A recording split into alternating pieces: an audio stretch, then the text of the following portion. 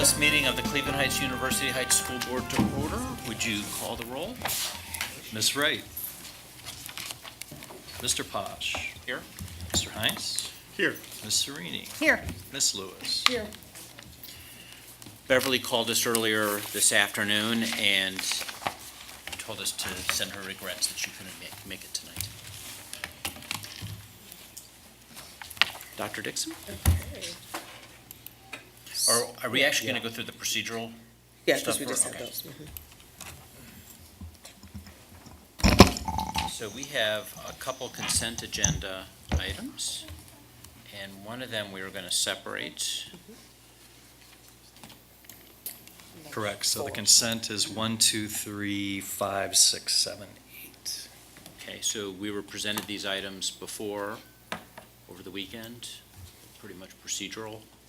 Were there any questions or thoughts? I had a question about an abbreviation which I didn't understand, and as soon as I find it, Is it RIF? no, RIF I know. Where was it? It was summer school staff. It was 4 letters, and it was like, what does that mean?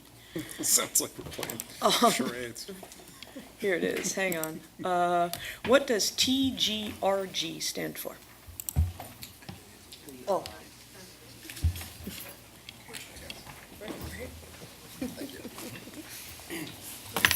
Hello. Hi. We meet Thank you. again. That's great. So it actually stands for Third Grade Reading Guarantee Camp. Oh, So sometimes we also course. call it Tiger Camp, but it's really for students that have not met the promotion scores, and we really want to focus on making sure that they're ready to hit that third grade guarantee mark. So this is for second graders during the summer between second and third? It actually will be for third graders. Oh, third that- graders before fourth, to make Exactly. sure that they're ready. Yes. Cool, okay, thank you. Yep. That was easy. Are there any other questions? The reappointment of certificated and licensed staff, that's the staff member who's had been RIFed previously, I believe, is that correct? Good. That's great. 2. Any other questions? Would you call the roll? Oh, sorry, we need a motion I move that we approve this part of the consent agenda. in a second. Second. Call the roll? Mr. Posh. Yes. Mr. Heinz. Yes. Ms. Serini. Yes. Ms. Lewis. Yes.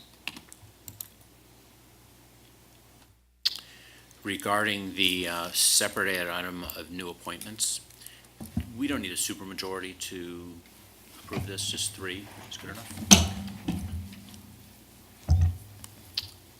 Can I have a motion for that? Motion that we discuss, or Well, discuss, yes. I motion that we discuss the item number 4, approval of new appointments. A second? I second. I'd like to abstain on this one. I have full confidence in the slate of people, but I know one, and I would just feel more comfortable abstaining. But that doesn't change the fact that I'm fully confident in. You guys have any other questions or thoughts? You know, I think it's worth just sharing that I did hear from community members who were concerned about the growth of the administrative staff. I mean, it's 3 additional positions. The administration is growing by 3 additional positions. And I heard it from a few, and so I actually did a little bit of due diligence and checked where we are on the CUP report, and we're still, well within the range of our similar districts as they define our similar districts. But, I think that it's just worth sharing that out, that people are, rightly paying attention, and I certainly always appreciate hearing from them. The candidates certainly all appear to be very top-notch, who we should be proud to have. Technically, it's 1 new hire and 2 replacements. correct, but I think the We two have- replacements are staying with the district, so it's, what came to me as the size of the administrative team is growing. But, you know, moving people. What they may be, because I had a conversation with Ari last week, he shared that with same sentiments with me, and I shared with him that we added the additional position at the middle school for next year, so that is a new position. And then we moved somewhat additional support to options, because we had a retired person who was there. And the union felt that they did not want us to continue to have a retired person in that role, that we could get a teacher to fill in that role, but we felt that we needed administrative support, so we moved a person there.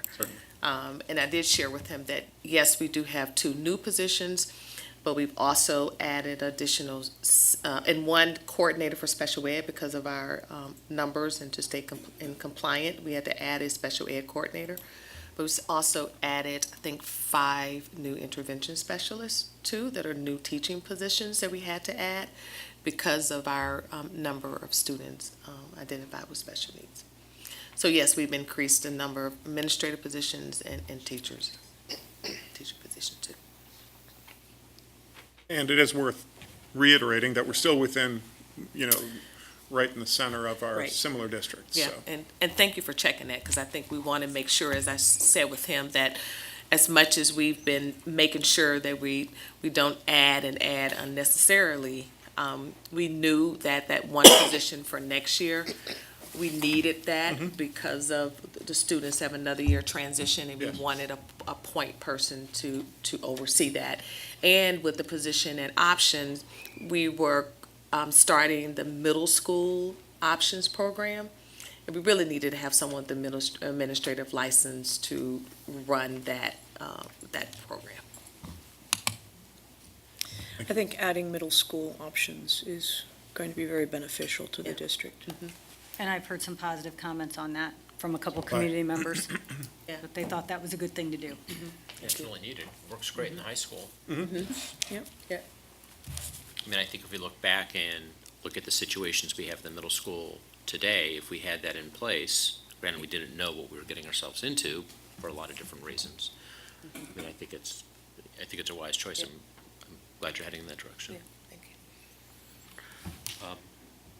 Any other questions on this one? Call the roll.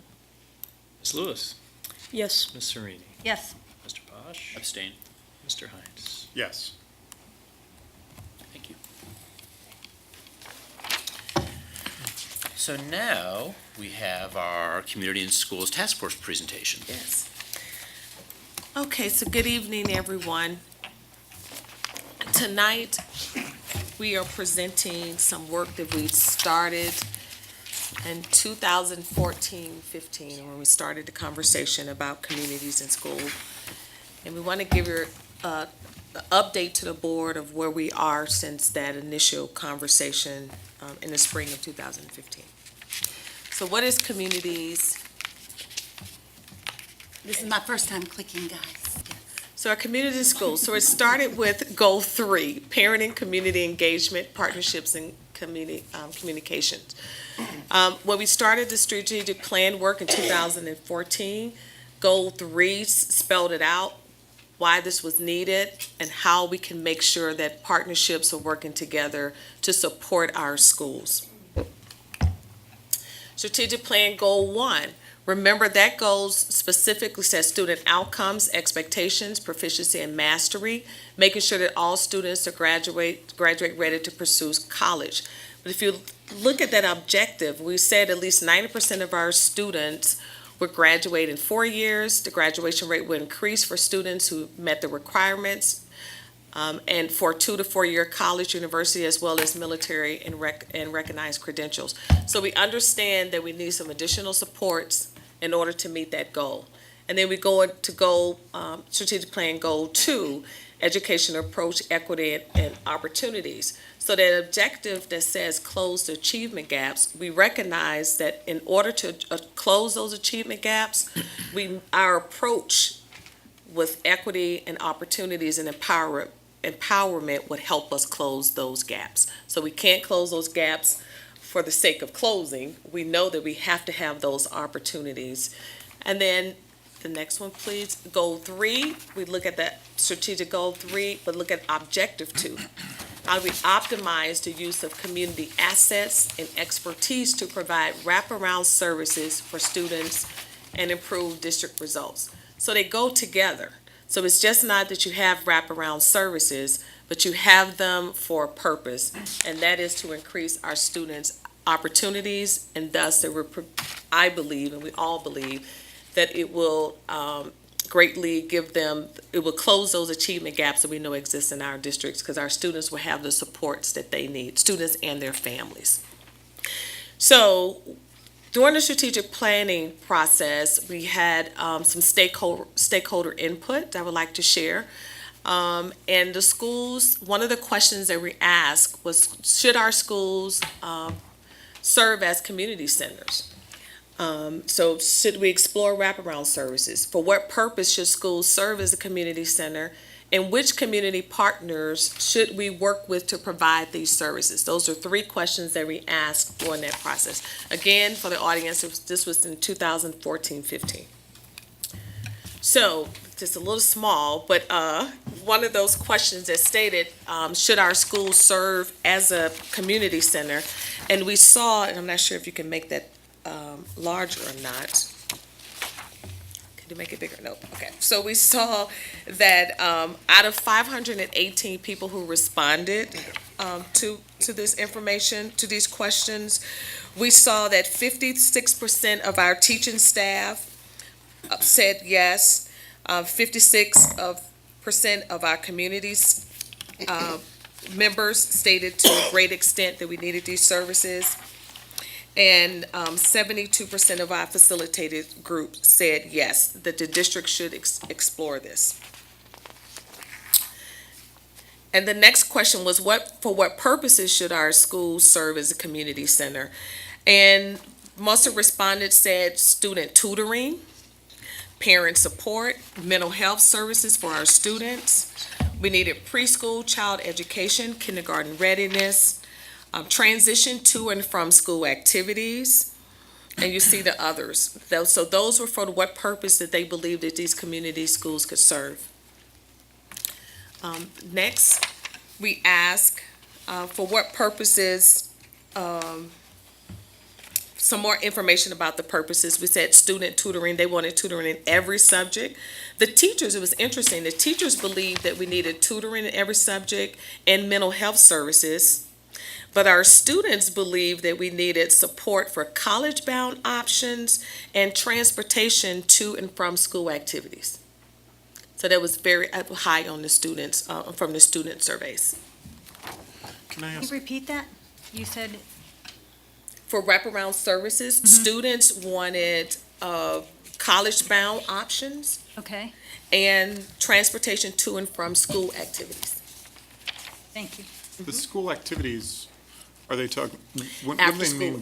after-school activities. So they want a late bus? They want, yes, Got it. exactly. Good. Yep. This is a recurring theme. This is a Yes. recurring need. Yes.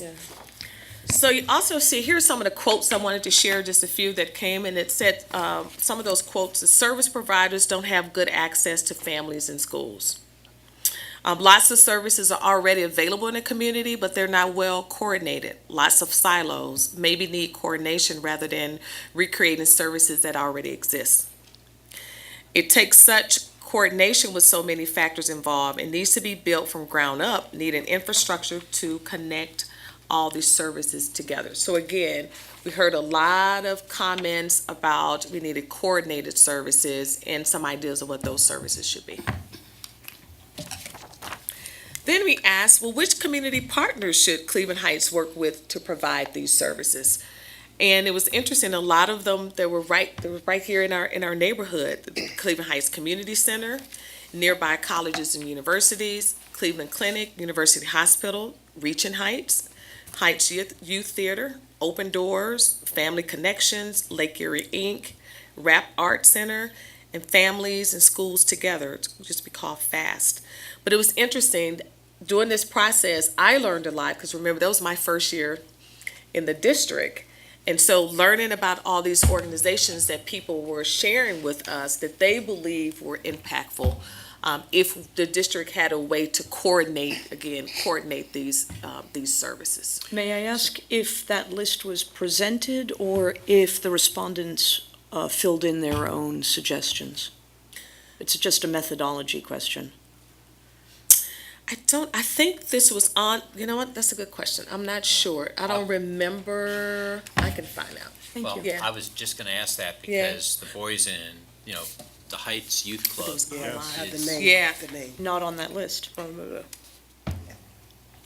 Yeah. I'm almost certain, I know there was, we had 1,300 people participated in this part That's a lot of people. online, so they were online, so I believe that perhaps there was a list that was provided, and then we provided that list to people to choose from.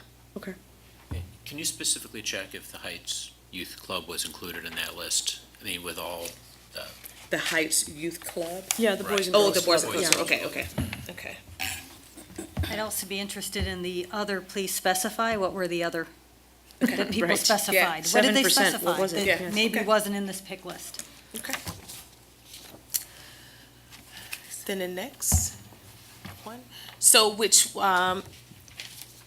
community partners should the district work with? Again, so the top ones we saw were Cleveland Heights Community Center, nearby colleges and universities, and Cleveland Clinic were the top 4 teachers. Students was Cleveland Heights Community Center, and then the community was nearby colleges and universities, was their top choice. can you also see in this, if the survey instrument also included if you were from Cleveland Heights and or University Heights? Okay. I mean, I'd ask Southview, Right. but too, Yeah, okay. to throw them in the mix, but.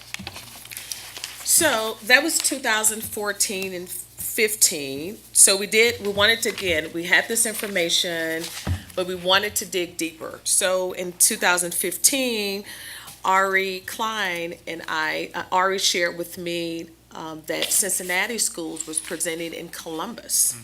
And he wanted me and Josephine and Lisa Hunt and Krista from Reaching Heights, I think Carla Bailey. It's quite a few of us. We all went to Columbus to hear about Cincinnati's program. And then after, we came back to the district and kind of debriefed of what are some of the next steps, because we learned so many great things there. We just didn't know how we could make this happen in the district at that time. It just seemed like it was so large. So we didn't do anything with it in 2014, 15. And then 15 and 16, I said, well, let me try to assign this role to a person, because so many people said, you needed someone to coordinate it. So maybe coordination is what would be the silver bullet. So we brought a person on staff to coordinate it. They worked closely in Scott Wortman's office, but it was too large. We could not get a handle on how many people were actually working in our building. There were so many great services. We would come up with lists, and then we would go meet with a social worker, and she'd say, oh, no, I have 10 more for you. We meet with guidance counselor, and they would add 10. So it was so large that it needed someone's full-time attention. So we moved into 2017. So we had another conversation with Ari and our team, and I said, let's research someone who could help us with this, to help us do the heavy lifting, and partner with the organization that has done this work and has done it in a very reputable way. And actually, when I was in Columbus City Schools, working with small schools, we used United Way to help us with community conversations. So I knew that United Way had the expertise to do it. So I reached out, and keep telling me to get that part, and we reached out to United Way to partner with us with next steps. And we formed a task force, and believed that the task force could give us more information. Again, 2 years ago, I did ask the board before I can hire a position, and I put the position on the org chart 2 years ago. But 2 years later, this position still not been filled, because I wanted to make sure we did our due diligence to make sure this is an investment, where we're making the right investment before we move further. So, doing this work, we also had some members of our team to go to Cincinnati to visit their community learning center. So at this time, I'll let them speak real quick and tell the board about what they learned at Oyler Community Learning Center in Cincinnati. Okay, I'm going to jump right in and cut me off if you need to, because it was a really exciting opportunity. We had about 5 task force members go down to Cincinnati and take advantage of the opportunity. Katie Davis, who isn't here, is the school health program director for Metro Health, Miss Beverly Wright, Miss Josephine Shelton-Towns, and we had a faith-based partner go with us. I'm trying to do both. The names. Look, I'm going to see the picture. I'm sorry, thank you. And I'm going to let you click, Josephine. Okay. 2 things at one time. But I think it was great to have different partners go with us, and Pastor Nobantu Addis, who is not here either, was with us. So in my estimation, we have this unique opportunity after hearing about it in 2015 to actually go see a well-run community school. It was nice to hear that this is the school considered to be the community school on steroids, because they're doing it well. We went to an open house, had about 30 representatives there, school districts from across Ohio, Dayton Public Schools, Toledo, and we actually got to participate in an info session and ask questions and tell where we were in our process. And what struck me was how deliberate they were in their community and schools process, and making sure that they looked and considered the desires of students, families, and community members as a whole to ensure that they held a collective vision.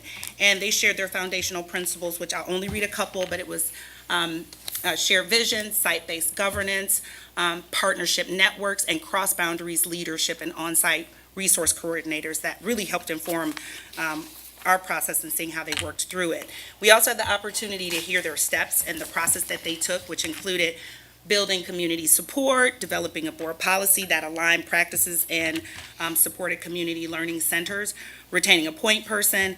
So it was really helpful to get their insight. We got a pretty thorough tour, and we got to see this in action. We got to see their vision center, their school-based therapists, Cincinnati Health Department School-Based Health Center in operation. And one of the stories that was personally impacting was how they shifted the use of their crawl testing to include a vision pre-screening, which identified that more than 68% of kindergartners actually needed glasses versus an IEP. So that was a really great example. Holy moly. Yeah, right, holy moly, right? And so other notable partnerships that we got to see in action was Delta Dental and Santa Maria Community Center, a mental health partner that identifies factors causing family instability, and they link them to resources including mental health, substance abuse, housing, and employment. I won't do the laundry list of partnerships, but I think there's some notable ones like Grad Cincinnati, a community-based nonprofit focused on college readiness and access and support.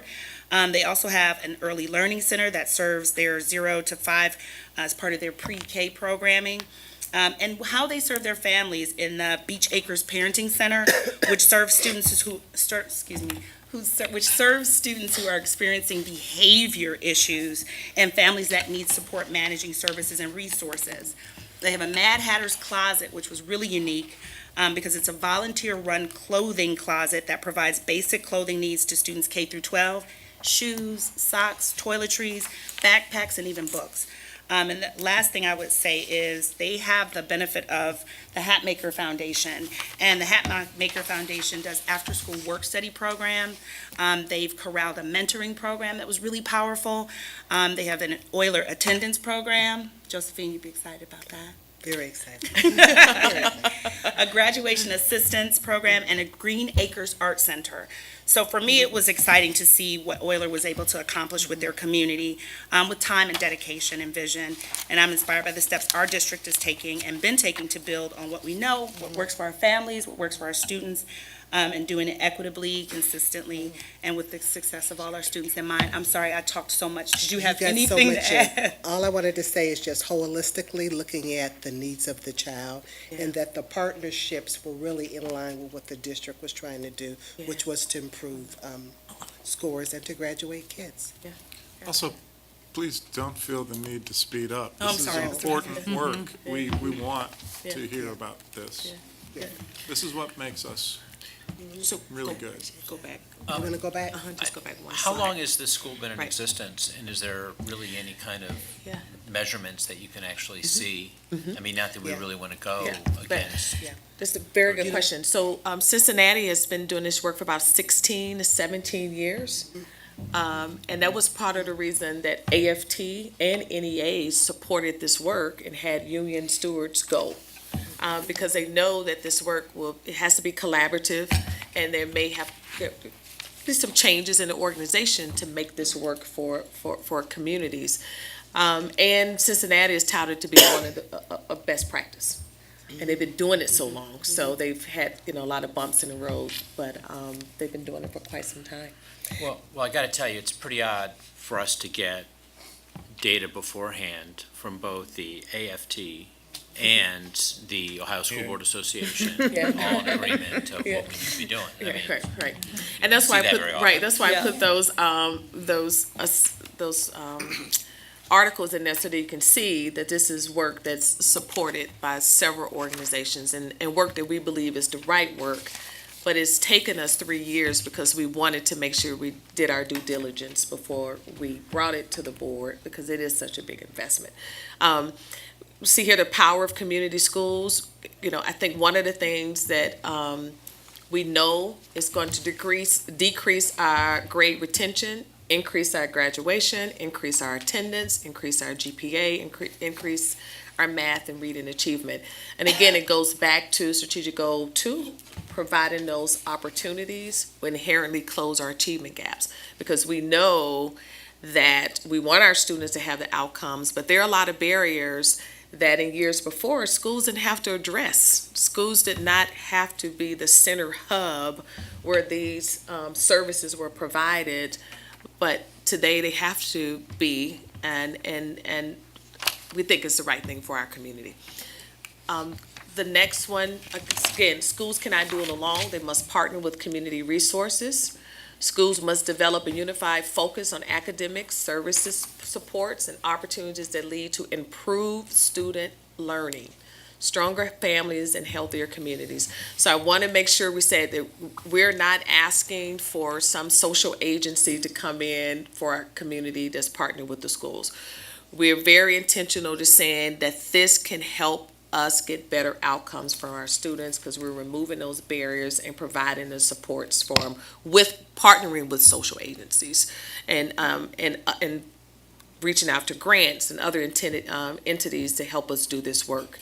So schools become the hubs of the communities, accessible to children, families, including nights and weekends as needed. So we know that getting to a successful plan, we need coordination, we need assessments and planning. We have to be able to put metrics and evaluate if this is working.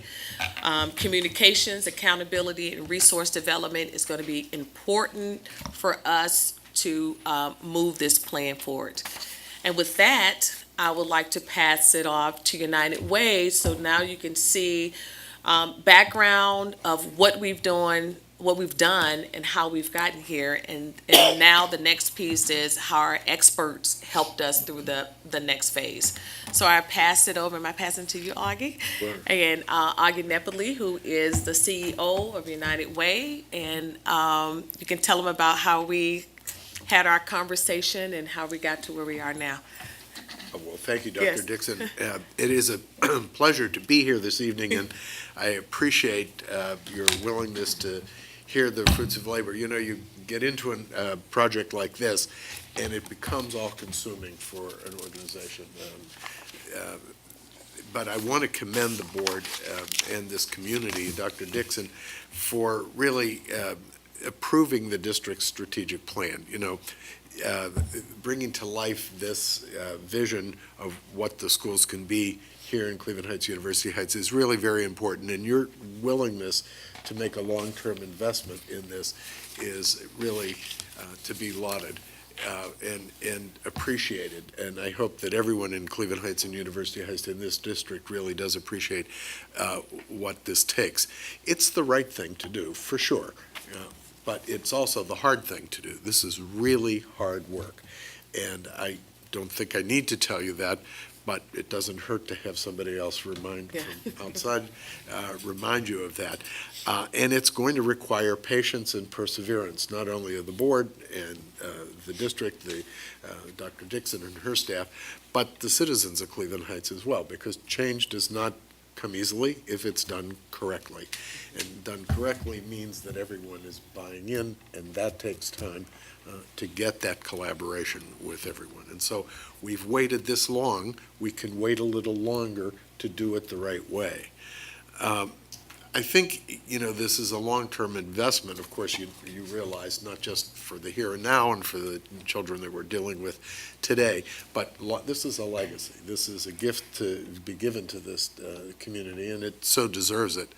And it is no small feat for those in the audience that haven't been through a strategic planning process and all of the run-up to and including the needs assessment in the community.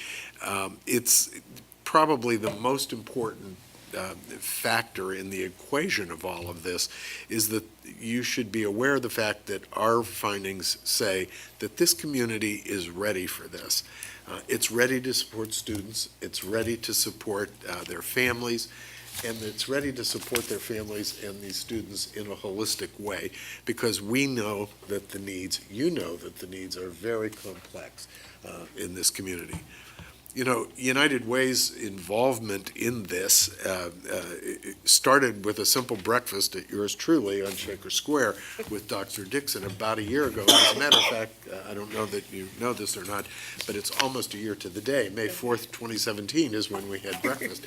And oh my, what a year it has been for everyone, including yourself, Dr. Dixon. At the time, the district was ready to embark on the task of bringing community services to the schools to ensure students are supported holistically. And let me just add, here as a side note, this just doesn't happen. We deal with at United Way of Greater Cleveland 17 different districts in our footprint. And superintendents of schools and school boards just don't go looking for this kind of work. I was going to say trouble, but I mean it in the best sense. You don't go looking for it because it finds you every day in your schools. But that you would be so passionate about making this right for the citizens of the community really is laudatory, I have to say. Now, she wanted to discuss our wraparound initiatives and how we could use the lessons we've learned at United Way to help this district going forward. And I had no idea. At the time, it was just scrambled eggs, what her agenda really was. But it became very clear very quickly that she really wanted to know what our experience has been with the Cleveland Municipal School District.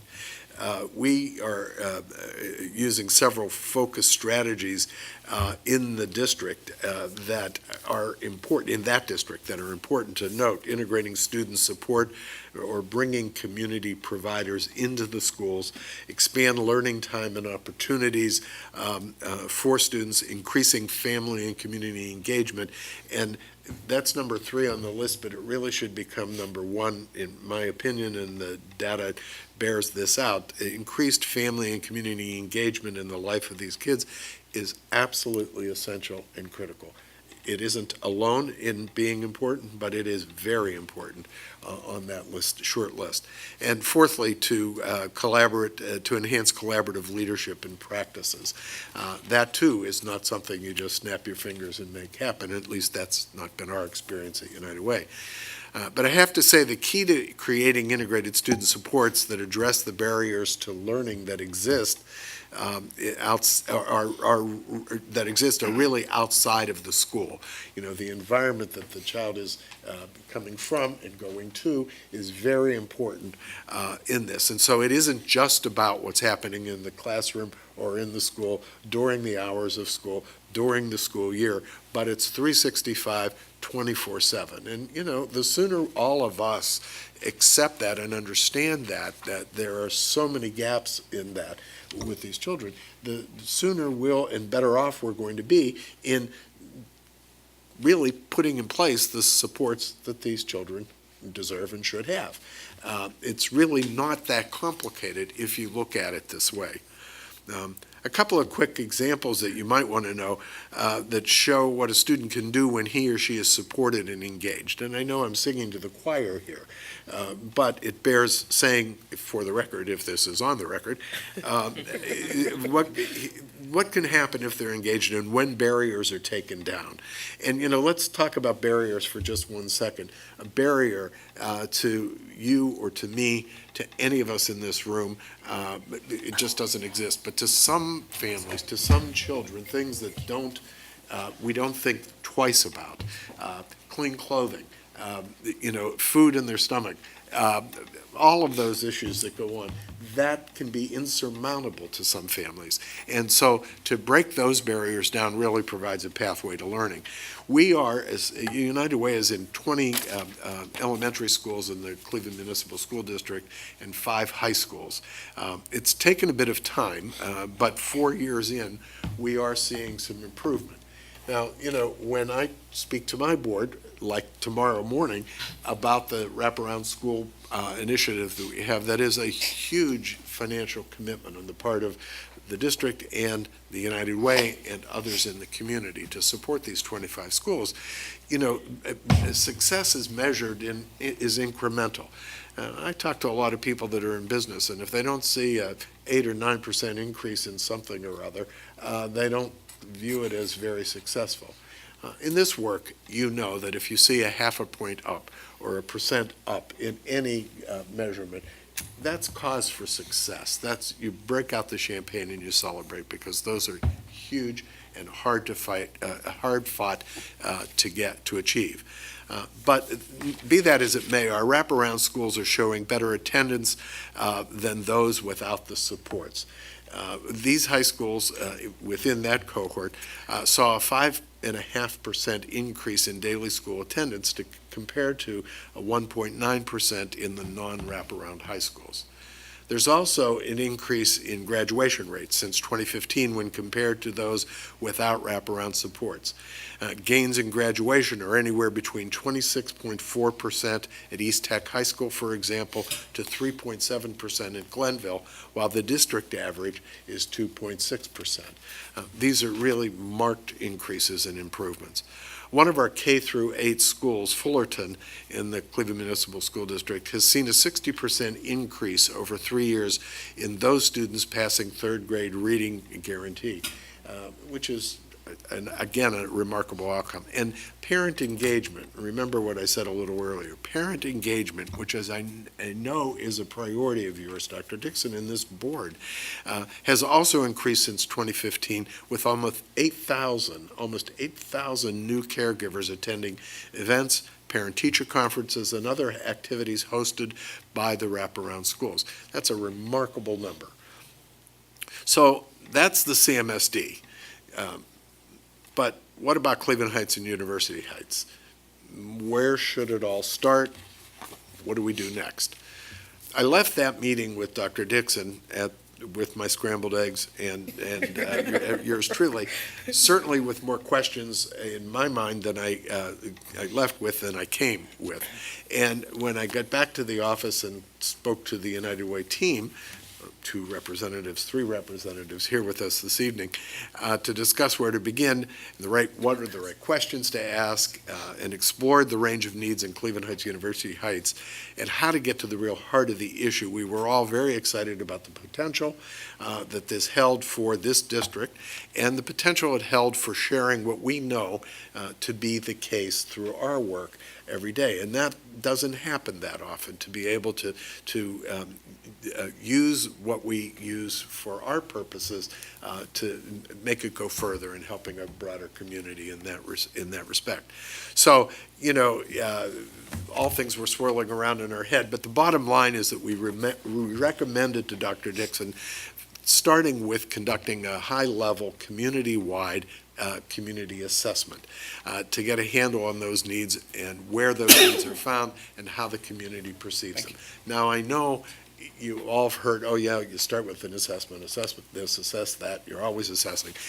Well, you do have to do an inventory. You just heard Dr. Dixon say about how challenging it is, even within one of the schools, or perhaps it was you that said it, in one of the schools, to understand and track and map all of the services. Everyone wants to help, and are they really helping, and are they being effectively deployed and all of that? So it really does take that. But part of the assessment is, beyond understanding the information and the data, is also the buy-in, and the formation of the task force, I thought, was a really good stroke on Dr. Dixon's part to really begin to involve the community in owning this. Because you know what, at the end of the day, if the community doesn't participate, it doesn't matter what you do as a board or as a superintendent, the community has to buy into this, and they have to own it as well. And that doesn't mean just say, yes, I think it's great, but to really invest themselves in it on a daily basis. So, over the past months, our staff really has had a broad and deep conversations with this community to better understand the complete picture. And boy, did they learn a lot. You're going to hear some of it this evening. It wasn't just about the needs, but also we talked about what services and priorities will most effectively help students. There's nothing better than talking to the customer, finding out what the families and what the citizens, what the taxpayers in the community think about what it is they need, and to respond to that, not be so arrogant as to impose it, but to share what we know and what they know to be in their heart the right thing to do. And that what's going to help this community thrive. So we hope that this baseline of information and our continued involvement will set the stage for services that are both strategic and best meet the needs of this community, that are unique to Cleveland Heights University Heights schools, not a knockoff from another school district or 2 or 5. But take best practice elsewhere and apply it to what we know are the unique characteristics of this particular community. Now, with most assessments like this, more questions come out of it than are answered in it. And, if you've done this before, you know that that's not an unusual occurrence. But that's a good thing, because that keeps us all committed to it and bonded to this. That wasn't a surprise at all. Remember what I said about perseverance. This is a long journey. It's going to take a long time if it is done correctly. But when it is done correctly, when it involves everyone in the community, when it involves the best thinking and all of the right attitude going into it, it will be a beautiful thing for generations to come in this community. Cleveland Heights University Heights is a diverse, as you well know, and passionate community. Residents want this community to be involved and provide guidance in how communities and school models work. A huge thank you from our part really has to go to the Community and Schools Task Force that helped lay the foundation for this. And believe me, when the history is written of all of this, it is the task force's commitment to this that really will make the difference going forward. Now, I know that residents like them are one of the biggest assets this district has. By the way, I am a Cleveland Heights resident myself, and so it is exciting to see the district's desire as a citizen, as a taxpayer that doesn't have a child in schools, out of college. I'm pleased and proud. I'm a taxpayer that these dollars are going this way. And that's a story that has to be told in the broader community. Everybody tells a story about high taxes. Everybody tells a story about, maybe the schools aren't as good as we want them to be. But what they aren't telling the story is that this is a district that really is owning it and really trying to make this different, make this better. And so, just as a citizen, as a side note, thank you very much for doing this. With my United Way hat on, I can say that we are thrilled to see this collaboration come to life with the district. It doesn't happen that easily. This is not easy work. So we look forward, beyond this conversation, beyond what you're going to hear tonight, we look forward to continuing a relationship with the district, because this is well worth the investment. We're learning as much as we're giving to it, and so thank you for the opportunity. I'm going to turn it over to my colleagues who really did the hard work with the task force. So, Dr. Dixon, thank you very much, and I'm buying the eggs next time. Thank you. Who's going to go? Peter? Thank you. Okay. Thank you. My name is Peter. Before I move on to the next slide, I just want to acknowledge all the task force members who've been involved here with this. It's been a huge collaborative effort. But I was very excited to join on this project. I'm a graduate student, and I got put onto this assignment, not just because I'm a graduate student, but I'm a type 1 diabetic. And when I was in high school, I had lost health insurance. I was in and out of health insurance. So there would be times right after high school I'd have to run down to the clinic and wait on long lines to get access to insulin. And it didn't stop there. I didn't have anyone to talk to about the mental health needs behind being a newly type 1 diabetic. Who could I talk to about the types of foods I can eat? I can't socialize with my friends as I used to. So being able to go out into the community and talk to students and parents and teachers and families was very impactful, and I wish I had something like this when I was a high school student, struggling with type 1 diabetes and not always having access to the best health care and mental health needs. But for my portion, I'm going to go over the 5 core themes of the community assessment, and those are the school environment, mental health, like I just mentioned, access to resources, communication, and finally parent engagement. And what I'm going to do is highlight some of the sub-themes in each section and some of the examples of how each theme may be implemented in the district. But first, I'm going to do a quick overview of the assessment process. So what we did was focus groups, 8 focus groups in total. We did some with the Community and Schools Task Force. We did it with parents, students from the middle school and the high school. We had a total of 15 stakeholder interviews, so those who worked in nonprofits and in the public sector and business. We sent out parent surveys, faculty surveys. We looked at demographic data, and we also started producing an asset map that's ongoing. So, the first theme, school environment. The school environment was a consistent topic, and subjects ranging from the first impressions parents received when walking into a school building to bullying among students emerged. 3 sub-themes were highlighted during the process, and you can see them here: building relationships, district diversity, and bullying, as I just mentioned.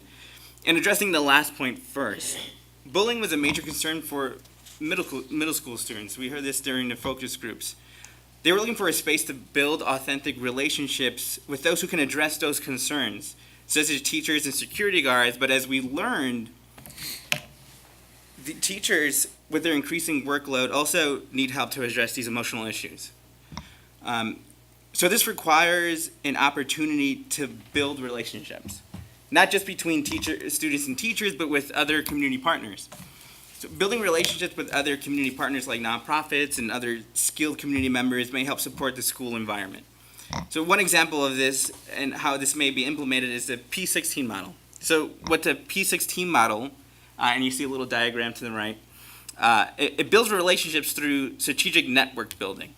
So not only does this apply with nonprofits and other businesses, but it can also apply to students and parents and teachers involved with their relationship building. And the P16 model places the district as the backbone entity that convenes relationships and trust building. The convening of the Community and Schools Task Force was the first step of what a P16 model looks like. So this strategic network building may also help in addressing the district diversity in the schools. So we're going to look at some quick data real quick. So using the district's demographic data, and also U.S. Census data for youth ages 5 to 19. We were able to estimate and analyze the percentage of Black and white students who attend a school in the district. So the first pie chart to the left, this is the demographic data for all students in the school district of Cleveland Heights University Heights. And you can see here that 72% of those students identify as Black. 11% identify as others, so that means multicultural, American Indian, Pacific Islander, Asian, and Latino. And 17% identify as white. May I ask, so this is population living within the boundaries of the district, not necessarily attending our schools. Is that correct? Right, for the next 2 pie graphs. So, but the one to the left are all students who go to the school. Who attend school? Who attend school. Our schools, okay. Yeah, the schools within the Cleveland Heights University High School District. But you brought up a clarifying point. So the next two pie graphs, this is and using U.S. Census data, an overall look at students who identify as Black, who go to the district, who go to schools specifically in the district, and those students who live in the district but don't go to schools in the district. So here you see that 82% of students who identify as Black go to schools within the district, while 18% don't. And then you see almost the opposite in the last pie graph to the right. So 83% of students who identify as white who live in the district don't go to a school in the district, while 17% do. So during the assessment, we heard that one of the strengths of this community, the Cleveland Heights University High School District community, is its diversity. However, it seems that there's a difference between the diversity of this community versus the diversity within the district schools. In addition, during the stakeholder interviews, a pastor had made the comment that schools take on the characteristics of the surrounding neighborhood. This type of information is critical when examining types of services that may be most pertinent for each school. One example is the difference between the population attending Roxborough Elementary School, where residents are 2% of residents are under the poverty threshold versus 26% surrounding the Oxford School neighborhood under the poverty threshold. So these types of insights and observations lead to more questions that will need to be further analyzed. The next main theme, and this is a huge one, mental health. It came up amongst teachers and parents, but it was a primary concern for the high school students we spoke to. These three subtopics emerged, so school life balance, the news and political environment, and student support networks. Students were concerned about an increase in joking about suicide amongst their friends and addressed this as a challenge with mental health. The school life balance may play a role in this, where some older students are not only attending school full-time, but some are also working while attending school full-time. The news and the political environment also concern students. The prospect of increased uncertainty, for instance, about war and gun violence, were some of the topics that emerged in our conversations. Sometimes that may help address these issues. What may help address these issues is a space where students can talk about such concerns in a safe environment, and students had brought this up in our conversations.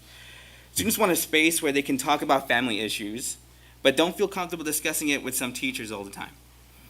They also want a space where they can take a break from the stresses of everyday life. Providing options for student support networks may be a response to such concerns. An example of how the district may be able to implement student support networks is through enhancing and reinforcing current partnerships with organizations such as Open Doors Academy. Organizations like these focus on creating safe spaces and programs to help students address some of these concerns. So moving on, access to resources was another main theme that emerged from the assessment. We asked parents what their main concerns were, and as you can see, the top three identified issues were housing, equity, and private charter schools, with the tight fourth being the local economy. Underlying all of this is access to support for students and families.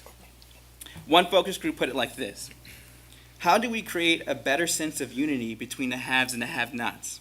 This community can be socioeconomically polarized. When thinking about needs, demographics, and what the community says it needs, we get more answers to our questions, which leads to more questions. Questions are the driving force to growth and understanding, and the more questions that the district can answer, the more the district can be sure of the direction to steer towards more positive outcomes. Now, a question, the focus groups that you held, were those across the community broadly or just with families who currently use our schools? Those were with families that currently use the schools. Yes. Okay, Yeah. so we did not include anybody who does not use our schools? No. Okay. The stakeholder interviews, some of those stakeholders weren't directly involved with schools, but primarily the focus groups were directly involved with the district. Okay, thanks. I'm just I would trying to like- understand where the comments were coming from and what, you know. That's a good question, but I would say from the strategic planning, back in 2014-15, we specifically interviewed parents whose students did not attend our schools. So it was interesting that even those families saw that communities, the wraparound services were something that we needed. Yeah. Okay. Can you explain the access to resources information? I guess, what is this telling us? And what do we mean by the access to resources as it's related to, these different categories or issues? So, if I could jump in, I have a tendency to do that. Please.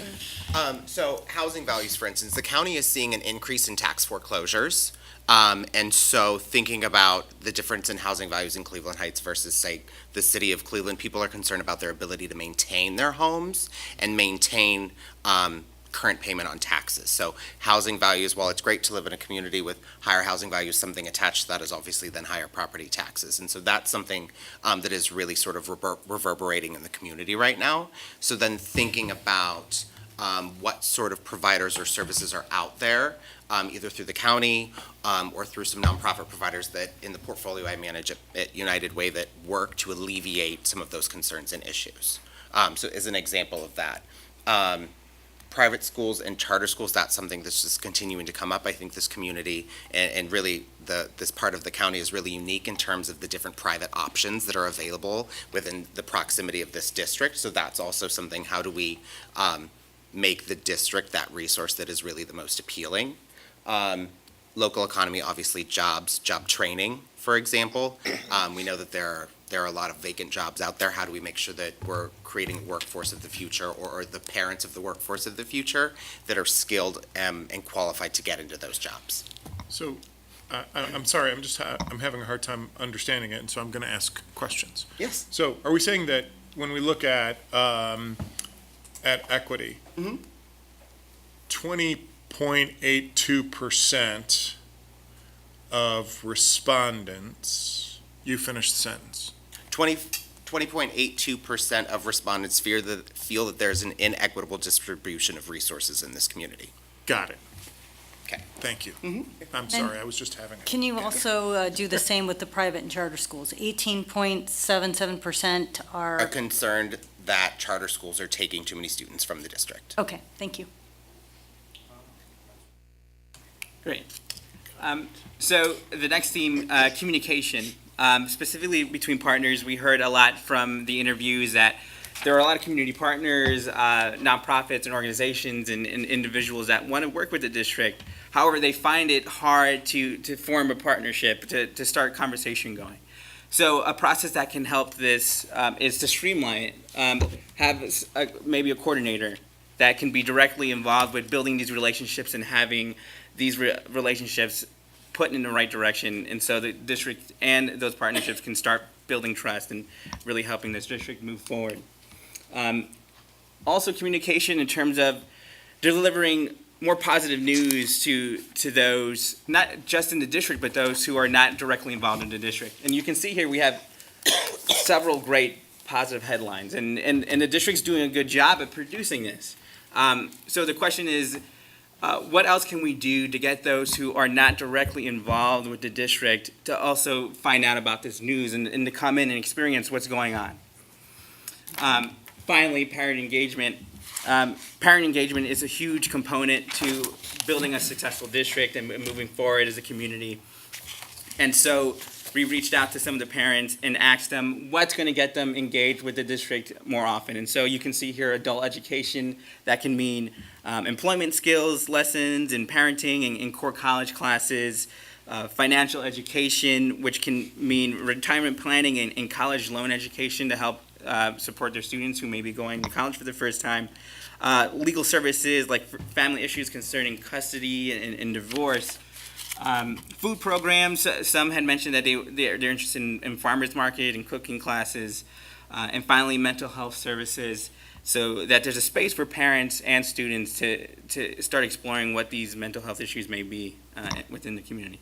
But now I'll pass it on to my colleague Andrew to discuss a little bit more about the recommendations. So this is one of the risks of going last. I'm Andrew Catuz, and I'm the director of the Basic Needs Portfolio at United Way. And in a previous life, I worked to facilitate the community assessment that United Way did to inform our funding strategies as we continue to go forward as an organization. I tried to script myself. I learned very quickly that I'm not a person that will ever adhere to a script, so I gave up. I'm going to really, so we've put out all this information. I hope, as Dr. Dixon was talking, I wanted to say, ooh, put that in your parking lot because that's going to come up later. That's a theme that's carried through since 2014, but I didn't. So hopefully you'll see some of this in the recommendations that you heard both in 2014 through the pieces that Peter talked about and coming in from the Oyler visit as well. So to wrap up, the task force did a phenomenal job helping guide this foundational work. And so at the last meeting, we said, come up with a mission and vision, then we'll smush everybody into all the individual groups together and you vote on your favorite. So that is what came out of this. And so this, I think, is a really great sort of guiding principle that, in 6 months, 9 months, a year, we say, okay, are we really doing what that task force, what that group of community members wanted us to do? Are they still driving this work just through this legacy that they've left behind?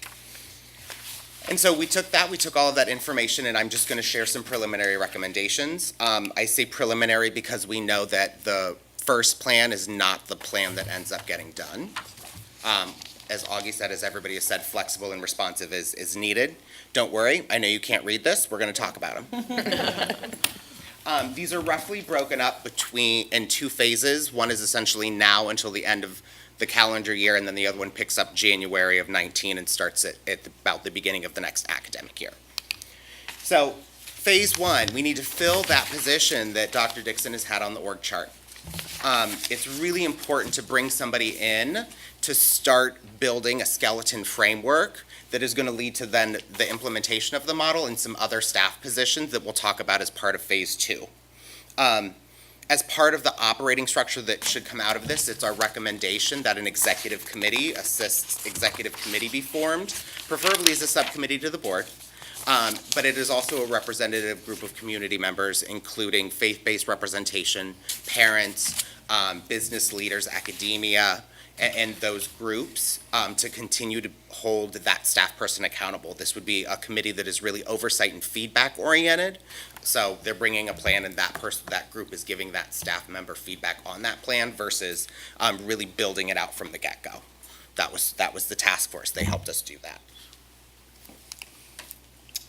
So there were no nice graphics for this, so I had to just list them. Implement quick wins. So the three things that were really that low-hanging fruit that came out of this are some training for staff. So thinking about part of a teacher's curriculum in college is probably not trauma-informed care, but that really is important for understanding some student behaviors. So how can we sort of cross-train in areas that we might not be professionally aware of to begin with? Another one is some small physical space changes.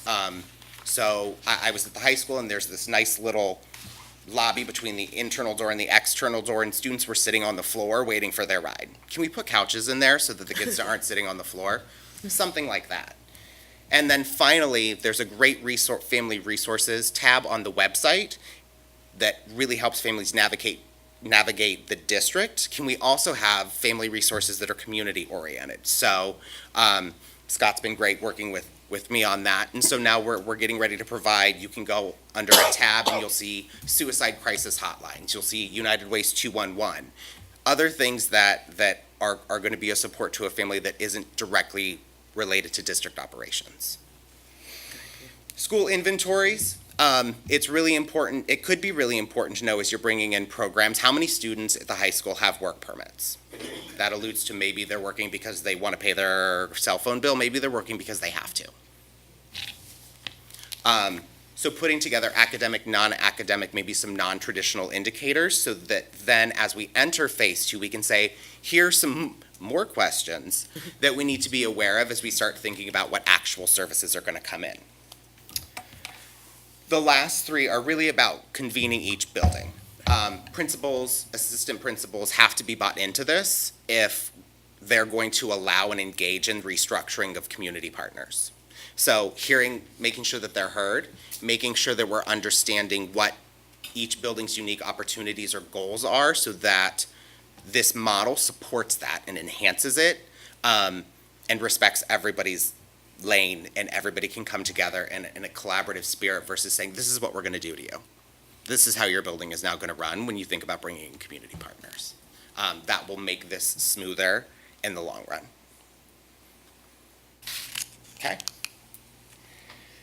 So, this is about the asset map. We've talked about the staff person that tried to do it before. We tried to do it a little bit again. This is a tough nut to crack. I can't tell you how many districts, how many industries, how many organizations have tried to do this, and we're still working on it. But really the purpose here, somebody said it looked like a seating chart when they saw this earlier. There wasn't a pretty graphic, I had to do it. But really the point is, who are the partners in that school? Do those partners have connections to other schools? Are there partners that aren't connected to other schools? Are these 3 partners in the top right corner all third grade reading partners? What about everything else? Well, what about this school? At the school in the left side, they have diverse partners. How can we help them help the other schools spread the love a little bit? This is a living document. This will never be done because every year new partners might come in, partners might exit, things are going to change. But this is important. You can't fill a gap if you don't know it's there. Phase 2. So this, again, begins around January of 19-ish. It's time then to bring in people to coordinate things in the individual buildings. Maybe it starts, with one person overseeing 3 of the elementary schools, depending, however we want to shake that out. But to make sure that there is that front door for the school so that when I'm a community partner and I say, you know what, I really want to be in this school, I know who to call. I call Sam, or I call Jane, or I call to get into that school so that they're not calling the principal, then the vice principal, then the guidance counselor, then the social worker, because everybody's got their own jobs to do. In addition, to maintain the community voice at the table, each coordinator would have their own mini committee made up of possibly a teacher, a faculty, nurse, guidance counselor, social worker, and then 3 community members. Those could be parents. That could be somebody that was a parent that used to have somebody at that school. That is purposefully undefined. Questions? So then that will sort of take the jello of the operating structure to really make sure that there are some internal operations that are happening, and that there's always that opportunity for the community to provide feedback, support, and guidance. So what triggers phase 2? Is it a school year? Is it a funding level? Is it a success level? This right now is just based on months and time. I think that if that needs to change, then that needs to change.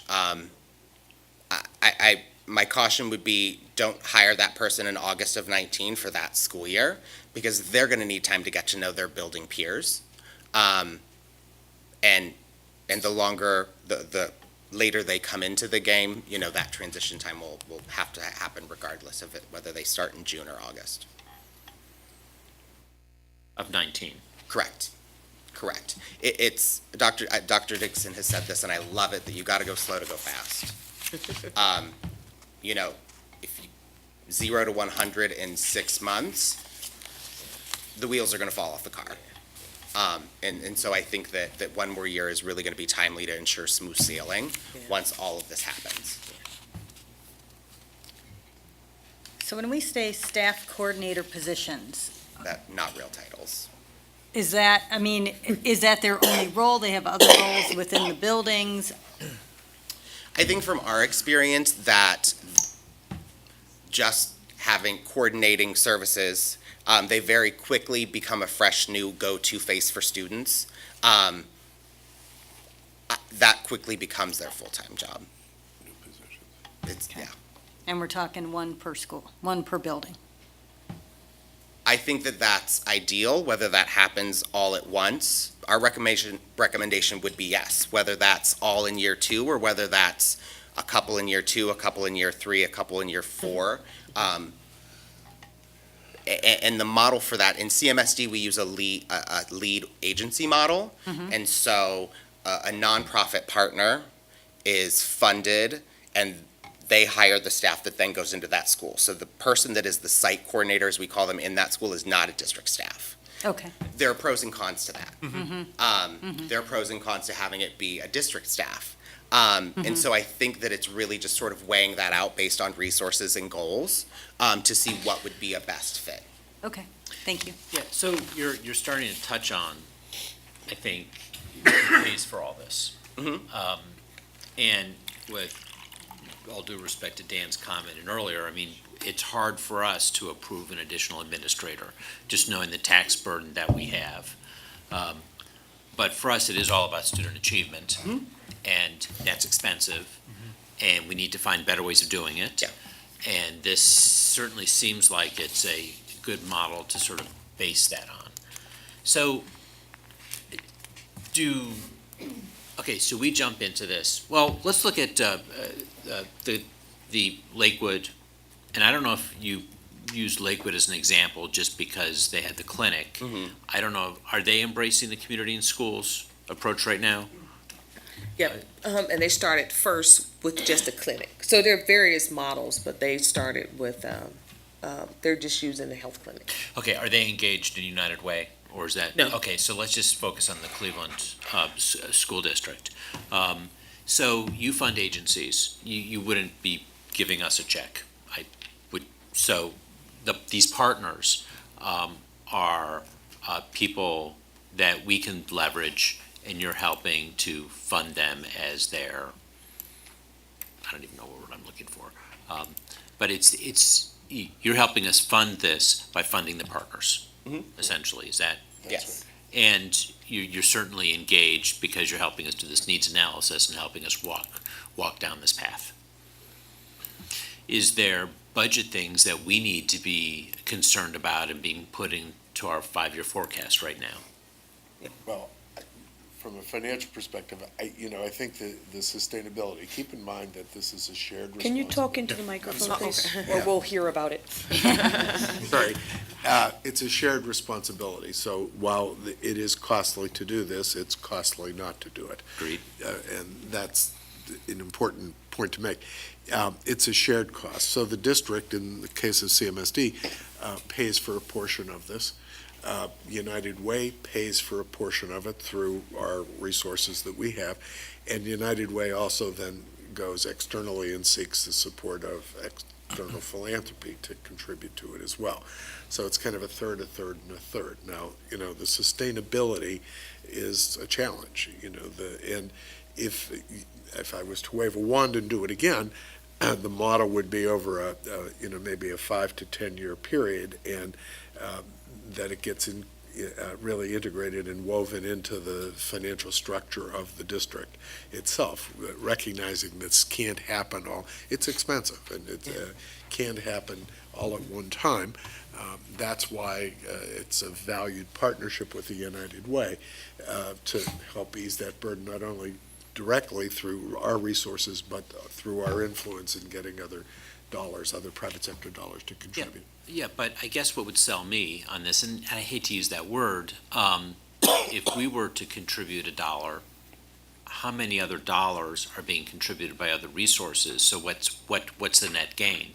So if we're putting $1 in for staff and there's 4 other dollars, it basically means that Multiplier. yeah, it multiplies, and it's sort of like going onto NPR and saying, we're going to give a corporate match. So you put $1 in, someone else is going to beat you $1, so it's worth 2. Yeah. And that helps increase the investment for our kids. Well, sure, but keep in mind that you have to do that on a 12-month basis, and sustaining that, that's a challenge.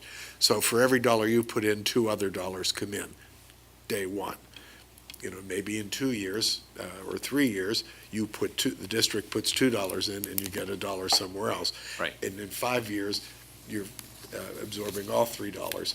And so keep in mind, when we fund agencies, part of the service delivery is to say to them, this is, first of all, do you want to do this? And if you do, part of your allocation that you're going to receive from us is going to be dependent on your willingness to participate as a lead agency in this. Social service agencies are in the business of helping people. If you can provide an audience, that is in a nurturing environment like that takes some of the financial burden off of the district. There's a shared cost. It's seed money.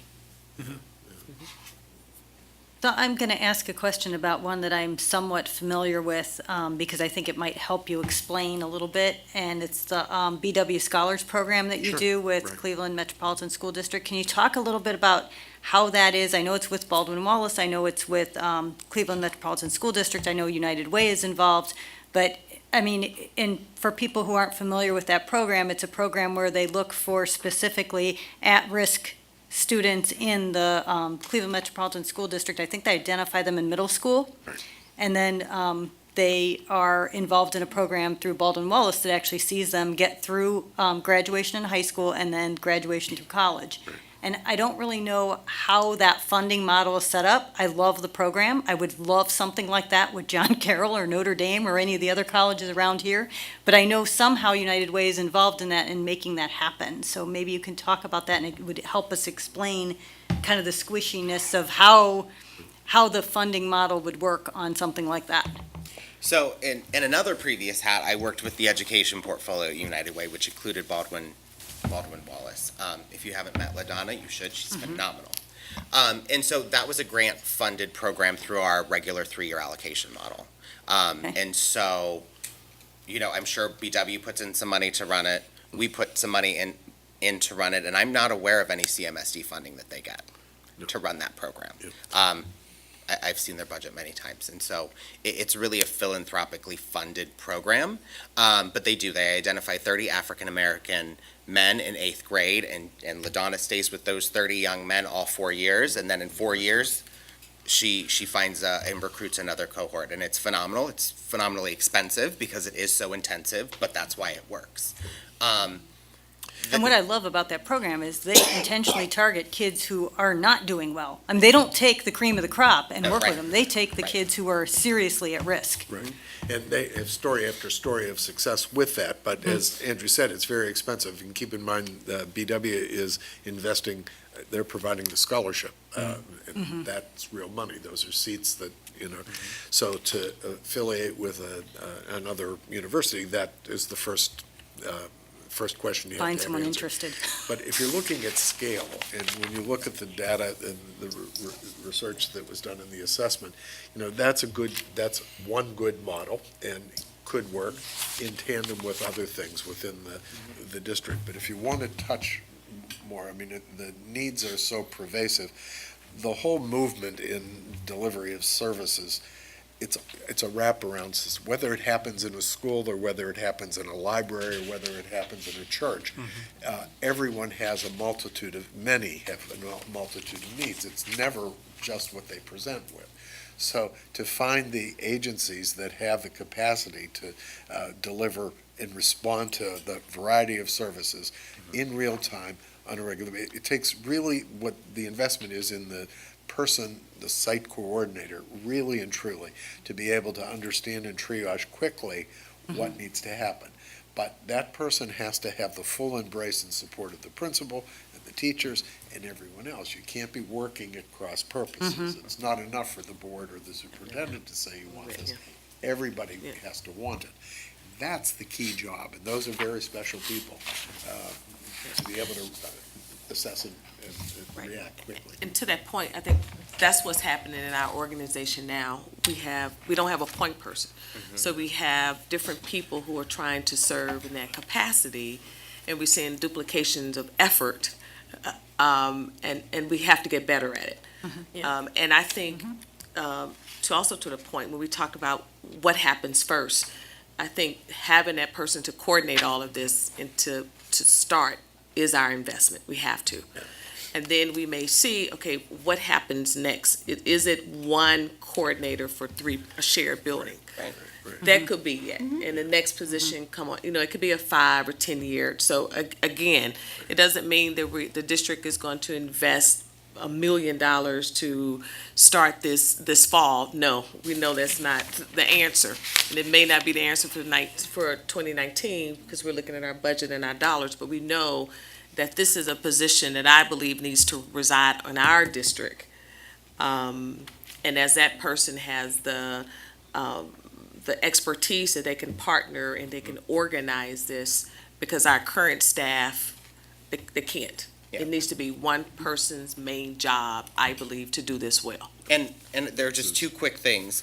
It's a double-edged sword. You know, I think grant funded with the lead agency model is great, but God forbid, what if a grant dries up? Yeah. Then you have just done years and years of work that if you can't renew funding and then it's gone. Right.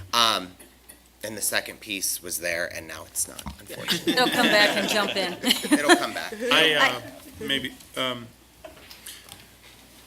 It seems to me one of the challenges getting started is deciding which pieces of low-hanging fruit to start with. And we have so many seeds here. Things that we can replicate, that exists in one building but not in another building. That sort of thing. I had a great conversation with a parent, great and heartbreaking conversation with a parent at next door a couple of weeks ago who was talking about how her family was making use of the food pantries at the elementary school and the clothing pantries at the elementary schools, but there's not one at the middle school. And Right. they needed that then, they need that now. I talked with a teacher who was telling me about her student who was homeless and is the recipient of a bunch of her son's clothing. So we have a great deal of little models that we know that there's a need and we can pursue. And at the same time, and maybe this is the challenge, finding somebody with the skill set to coordinate sites and the idea of a health clinic in this community serving these students and this greater community is also mind-blowingly cool. And that legacy piece about how do we make our community better? It's not out of the realm of possibility, though. It is mind-blowing, but it is not out of the realm. There are partners that are looking for much better alignment in direct delivery of service. And I think that going back, let's see if I can do this right. So the school inventories, that first year in convening that leadership, that's a great opportunity. And one thing that should be in there is what's already going on. Because there's tons of stuff already going on. And so is it going on at the right school? It's going on at the elementary schools? Why is it not at the middle school? That makes sense. Cleveland Food Bank, how can you help us? I think that's the first year because you don't want to spend the money on these new positions, whatever that model ends up looking like, to come in and say, oh, well, a lot of this stuff is already in place. Let's come in and say, okay, this stuff is already in place. Here are the 3 targeted areas that it's not in place. Let's do that. Or is it in place at the right place? Right. Is the other question. Correct. I do have a question based on the attachments we got from AFT and what was talked about earlier. We mentioned the importance of teachers and staff support is vital to the success of an initiative like this. And do we know that our teachers and staff are supportive? I just have to ask the question because we're talking about it and we said we did interview some teachers, but can you speak a little bit more about how we know? I mean, I can't imagine they wouldn't be, but I want to make sure that they are. Otherwise, it wouldn't be successful. I have the great opportunity of being in 3 buildings this year, Great. elementary, middle, and high school. So definitely, all the teachers that I talk with are in support of providing services that are going to address the needs of the kids holistically. They are aware of the supportive and the academic needs, as well as the mental health needs as well. And also in terms of working with the families. Parents have shared what their concerns are and where they feel they need assistance. So I think that we definitely have AFT support. We're 100% backing and saying, let's get it done, Great, Even thank the you. AFT president, Randy Weingart, was here. And, Yes. we met with her and she supported it. She just told me do not use the Harlem Children's Zone model. Yeah. One of the things that I She said also- she did not, Yeah. she did not support that model, but I also she- wanted to mention that Heights is always ahead of the game, I feel, Yeah. in the 20 years that I've been here. People follow what we do. So we've already had some pieces in place for many, many years in terms of even having school social workers in the building, which a lot of times are already trying to coordinate a lot of this stuff. So I don't think we're starting off kind of like fresh. We just really need to coordinate our efforts, focus on what's needed in the buildings, get the stakeholders involved in every building to say what they need. Look at what's already there. Determine if those partnerships are working out and benefiting our children in success, and then pretty much go from there. Thank you. It occurs to me that the coordinator needs to not only know about all of the service providers, but also need to know the population of each building, because as you said early on, each of our buildings does have different characteristics based on the neighborhood around it. And some needs are being met by the social workers, some needs are being met by outside agencies or groups who already try to work in a building or another building.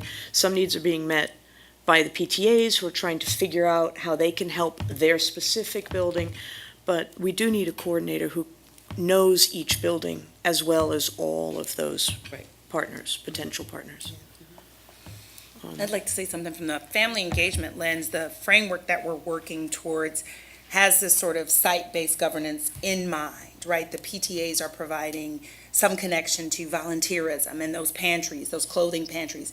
I see remnants of us going in that direction, but making sure that we are inclusive of having parents, teachers, and staff speaking the same language. So we're getting there. Even when we look at our family engagement framework, that coordinator is going to be so key because they're bringing that community component that we are missing or we haven't really coordinated. So I just think it's, like Josephine said, we're getting there. The pieces are there.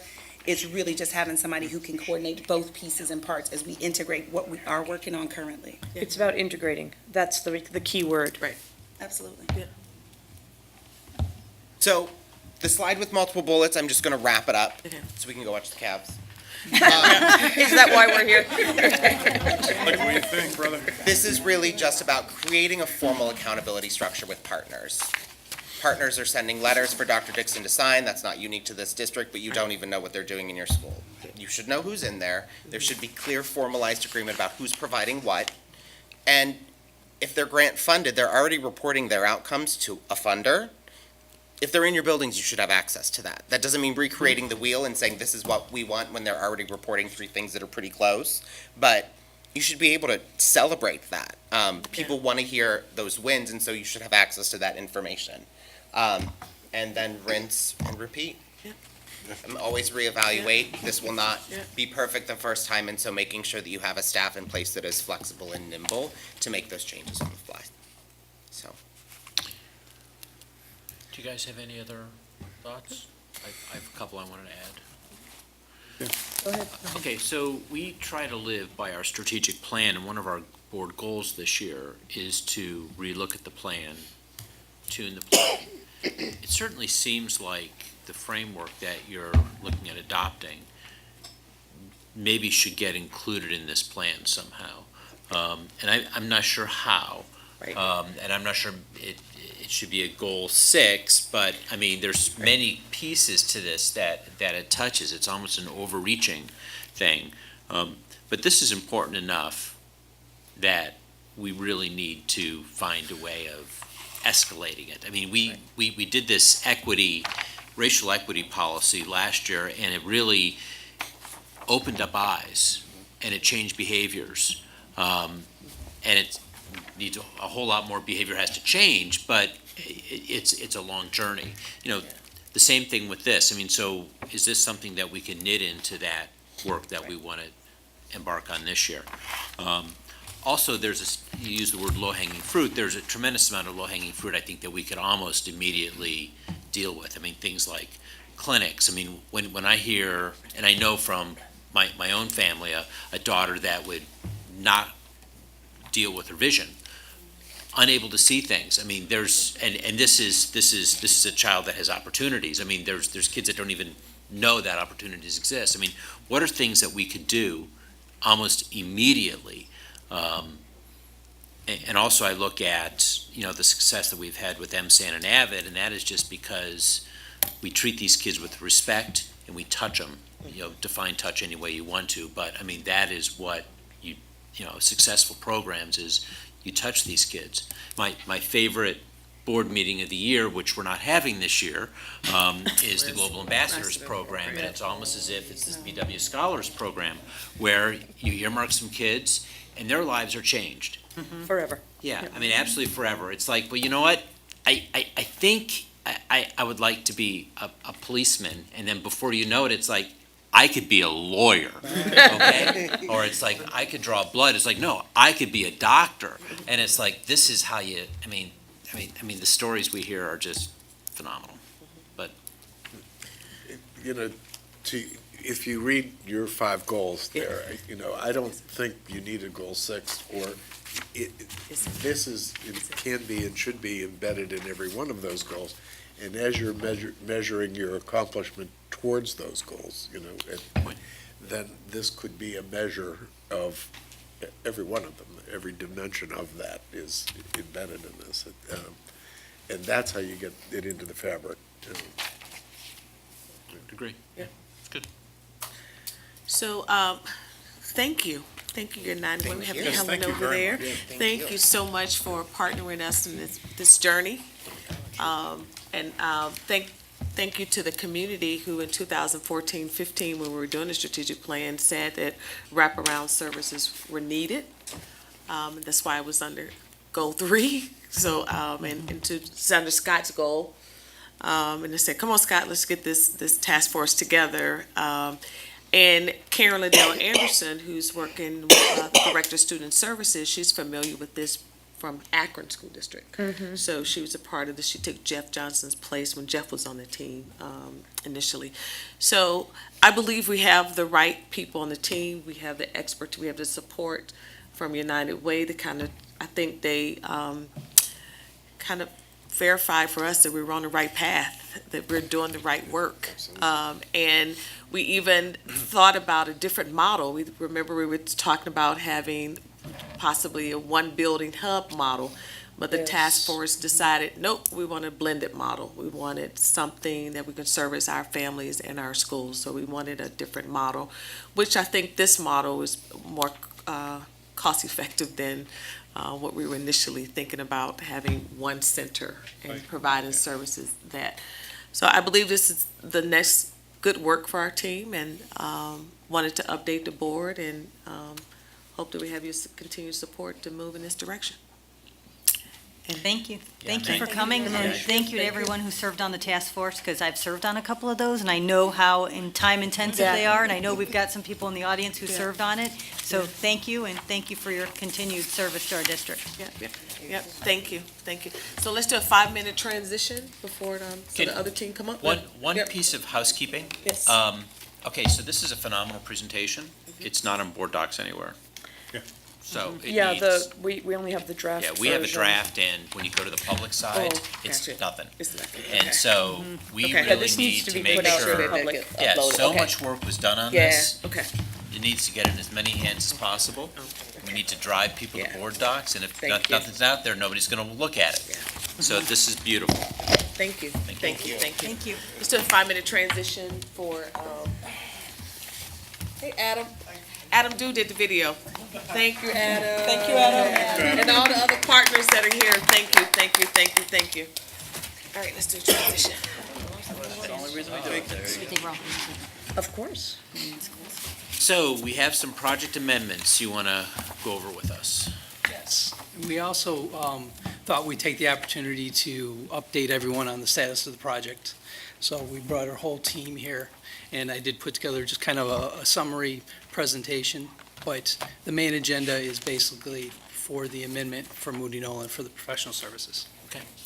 So just kind of real quick here, I wanted to go through the program cost summary. There's been some minor adjustments from the last time we saw it. I thought this would be a good opportunity to go ahead and update everybody on that. And with that cost summary, I also want to talk a little bit about just change management, talk a little bit about hard costs and soft costs, and kind of walk through to just clarify a little bit. Still a huge program. There's a lot of things that are going to happen, so we thought we'd have this opportunity to kind of talk about how the team was going to handle changes and how they will come to the board. Then we'll talk a little bit about the middle school cost summary, then the actual details of the request for Moody Nolan for the professional services amendment, current project issues we can talk a little bit about. And then finally, Turner has a kind of a construction update. We have some photographs to share. Good. So this is the overall program summary that we have. I thought this would be a great place to start to let you know the big picture. And again, we saw this the last presentation where we have the project funded, still 158 million that we're tracking. And then we have each of the four different kind of the high school, the middle schools, and the Wiley, and where those are tracking. And as you'll see here is actually the high school, since the last time we met, we did get a return of the CMAR contingency, so that's come out of the high school, that's why that's a little lower than it was before. So then we have the project funding versus cost delta. Okay, so then that's showing that as we're managing the middle schools right now, we're going to try to manage them within the budgets we've established, but then we do have a cost delta there that we're still good on. So is it a positive? So or it is a negative? positive number, Okay. absolutely. And contingencies, are contingencies already built in under the Roxborough and Monticello middle Yes. school? So that 19 million and the 17 million include a contingency fund? Yes, and I'll get into a little more detail with that, but that's Got it. exactly correct. Okay. Yep. So if we talk a little bit about soft costs and hard costs, with the total project that we have, you can anticipate that soft costs are really the professional services. That's what we're asking for tonight for Moody Nolan. So that's the planning, the architectural, the engineering, and it may or may not include furniture, fixtures and furnishings. But we always think about that as it's a smaller percentage of the project because it's just basically the initial soft costs that we have. We also talk about hard costs. That's where we actually get into the construction. So we have the Turner Construction Manager, which is where they have their construction trades. That's where we have the materials, the general conditions, and overall, that could be 75 to 80% of what the total cost that we're spending on the program is going to go to.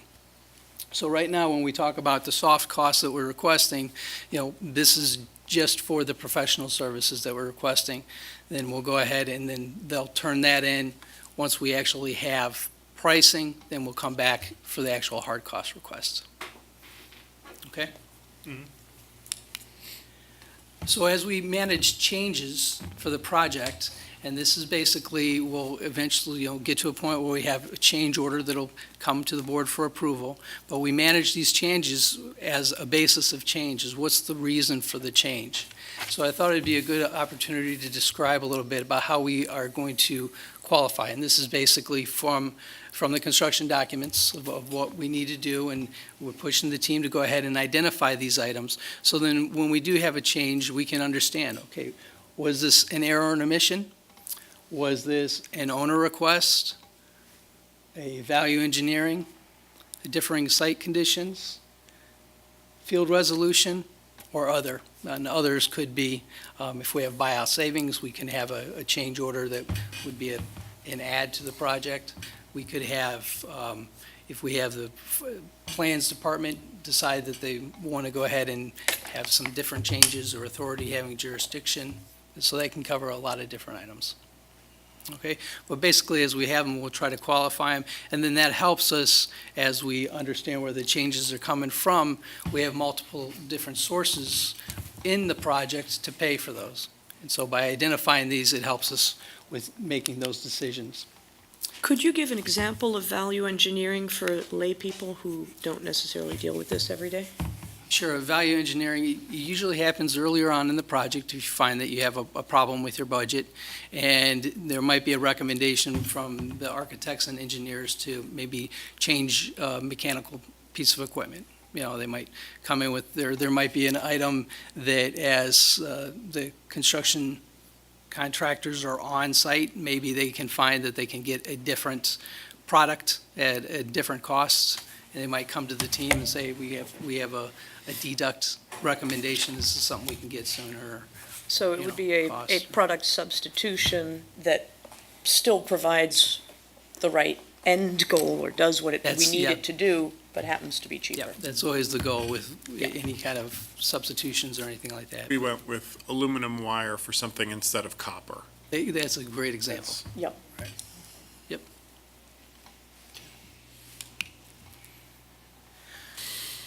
So we have different, within the project budget that we have established, we have different sources of funds that we have identified, that we can identify to pay for changes.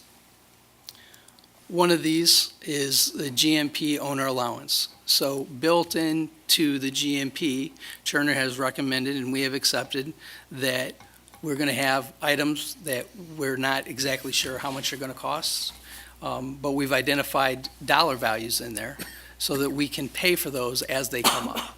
So we have certain money built into the project, and so as a team, we'll go ahead, and if we have changes that come up, and that's a source of funds, then we can go ahead and pay for it within that.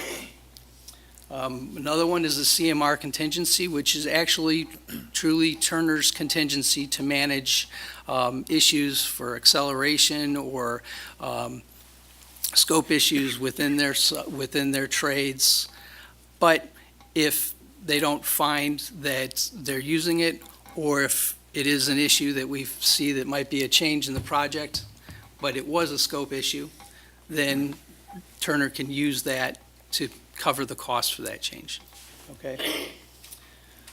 Owner contingencies, so we have both hard contingencies and soft contingencies built into the project. And just a real simple example for a lot of these, if we have an owner request, we'll use the owner contingency to go ahead and pay for that. When we get into construction, if it's an owner request, then we'll probably use the owner.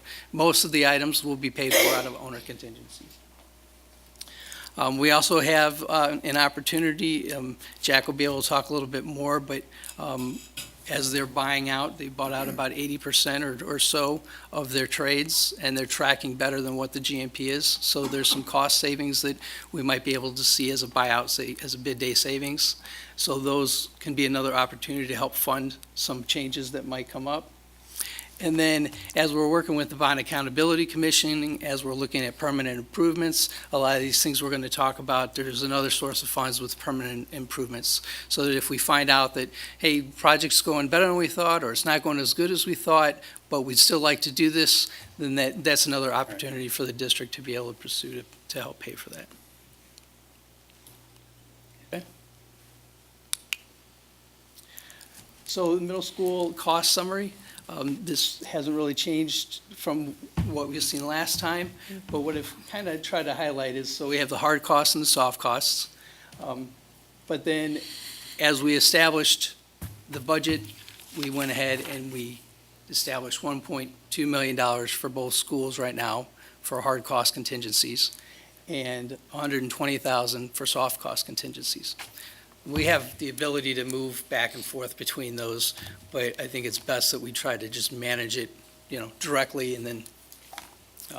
What does the months in parentheses refer to, please? That was, as I was putting that together, and I think originally that was for the overall duration, when we were actually doing the planning stage and everything, so I probably could take those off. So soft costs, So- you're saying could come up after the end of construction? No, that was actually before. Soft costs have been tracking before. They started earlier. Okay, Yeah, thank you. I should Yeah. remove that. That's confusing.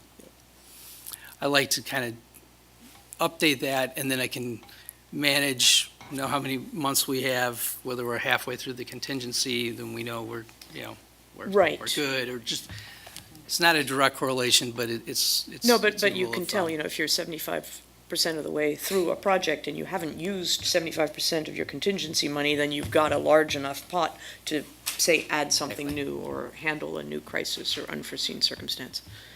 Exactly. So the contingencies really are ranging between 6.5% and 7.5%, based on the two things. Yes. And then there's contingencies also built into, So then, like, there's the also, hard- okay, that's the hard owner costs- contingencies, but there's also contingencies that, for example, you have. Right. Which drives up the, So the hard costs, 1% or two. GMP allowances, maybe. I didn't understand the question. There's contingencies in the construction Correct. piece. Is that like a 1 or 2% 3%. contingency? 3? 3%.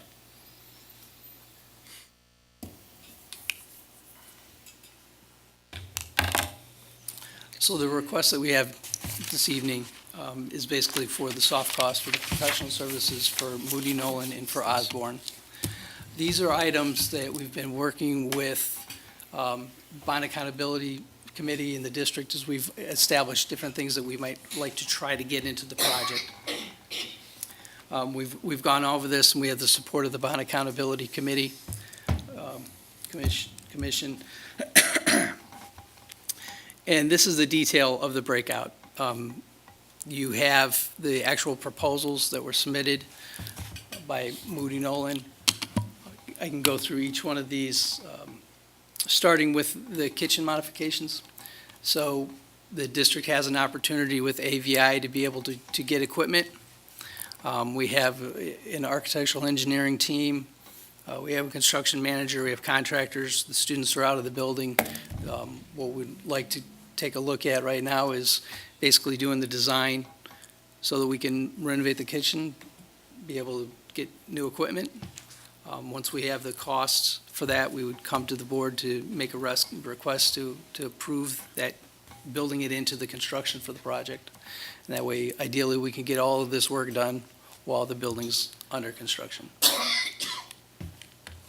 So we don't have any estimates of the hard costs, though, for that, do we? We need this done in order to get those hard costs. Okay.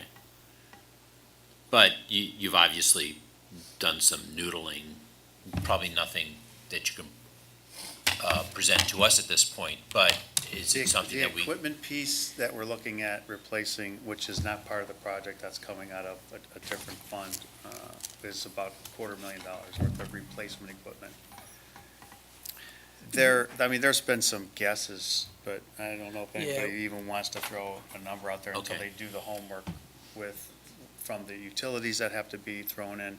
We're trying to look at using quarry tile that we purchased for the high school that was attic stock and using that for the floor, so we would save money there. There's a lot that would go into Ann's work to come up with a number that would work. But it's feasible, we have monies left over or monies in the permanent improvement budget to do this. I mean, we certainly know it's needed. We've been criticized is not the right word, but people have called us on the fact that, hey, look, you're putting all this money in the buildings and you're not touching the kitchens. I mean, I think even staff has pointed that out to us in the walkthroughs. So- And that kitchen's not just used for Monticello. The plan is to also satellite other schools out of that kitchen. So it serves more than just the students in Monticello. I like the fact that you're trying to reuse the walk-in cooler. Yeah. That, I'm gonna go take a loan out of my own money if we have to do that. Just seems it's a shame to leave it set next door and not come to use. Absolutely. I appreciate your thinking well outside of the cold box. With the cupola, there's already been kind of some estimates for the cost of that. However, what our recommendation is to have Moody Nolan and their structural engineer actually take a look at it to make sure that we don't start the work and then realize that we have bigger issues. So that's really what this request is for. The FF&E is made up of a couple different parts. As you know, the district has relocated all of the furniture to another location. And so as we go to take a look at relocating it back into the building, we need to define some kind of scope to actually have Turner probably subcontract out. So part of this fee is to have Moody Nolan's help to define that scope Also, in any selections of furniture that we might like to purchase as new furniture to go into the project. And then finally, to look at the actual classroom types and do some studies Right. on that. And we have a replacement need, so, and I think, I don't know if I mentioned this at a previous meeting, but in the salvaging of the, some of the equipment and furniture out of the middle schools, Roxborough Middle School, when we took the library shelving apart, it just basically was falling apart. So we just determined to get rid of that. And we did save, the thought is to use the Wiley's existing library shelving, because we can put that into Monticello. That doesn't have any external light come in, so the high shelves won't really be something that looks like it's out of place. Where if we put that high shelving in Roxborough Middle School, you have a lot of natural light that comes in, we won't want to block that. So one thing that we would want Moody Nolan to investigate is replacement shelving for the library. There's a couple other rooms that we had to dispose of, whether it was a teacher's desk or storage cabinets that were not worth saving. So that's a big piece of this, is understanding what we have, what we need, and what has to be purchased new. There was a thought about library shelving being something that we could solicit from a donor as a naming opportunity. And if I remember correctly, Juliana Centuria thought that was a good idea, that she could try to pursue that if we had a ballpark number, so that she knew what the ask is. From this work, the expectation would be that. We would get a Moody number Nolan out of come up with- this. Right, this is what the Okay. estimate would be. And the final item is for interior signage.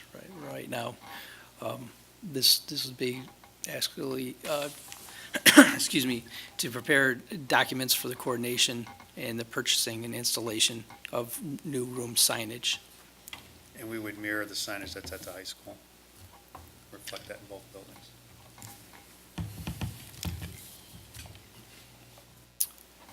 Any questions?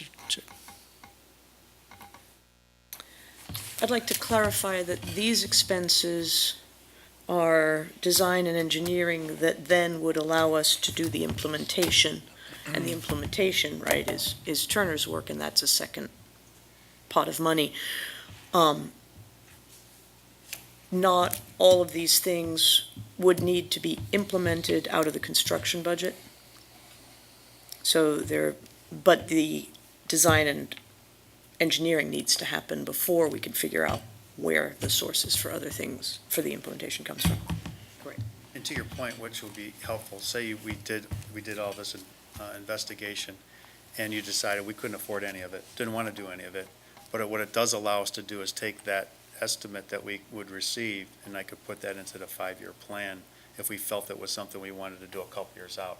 Now, we're going to have incurred cost, because we'd have students in the building, we'd have to hire, the plans would be old, and so there'd be incurred costs on top of that, but it's still money invested that we could potentially use and plan out further if we decided not to do the work now.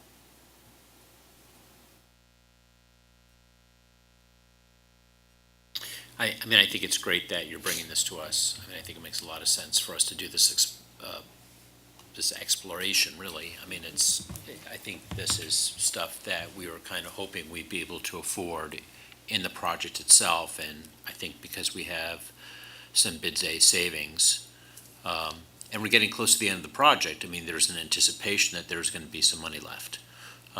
There may not be. I mean, you're going to have a couple months to see we were hit with a lot of change orders in the high school, so I think we'll see what happens. You're somewhat optimistic that we're not going to see the level of change orders, with good reason. But, I mean, so we can't spend the money to commit to doing the actual work, but do the exploration, I think is a wise move. Do we need to pass a resolution? It's down for action, yes. I think I saw a resolution there, maybe there was.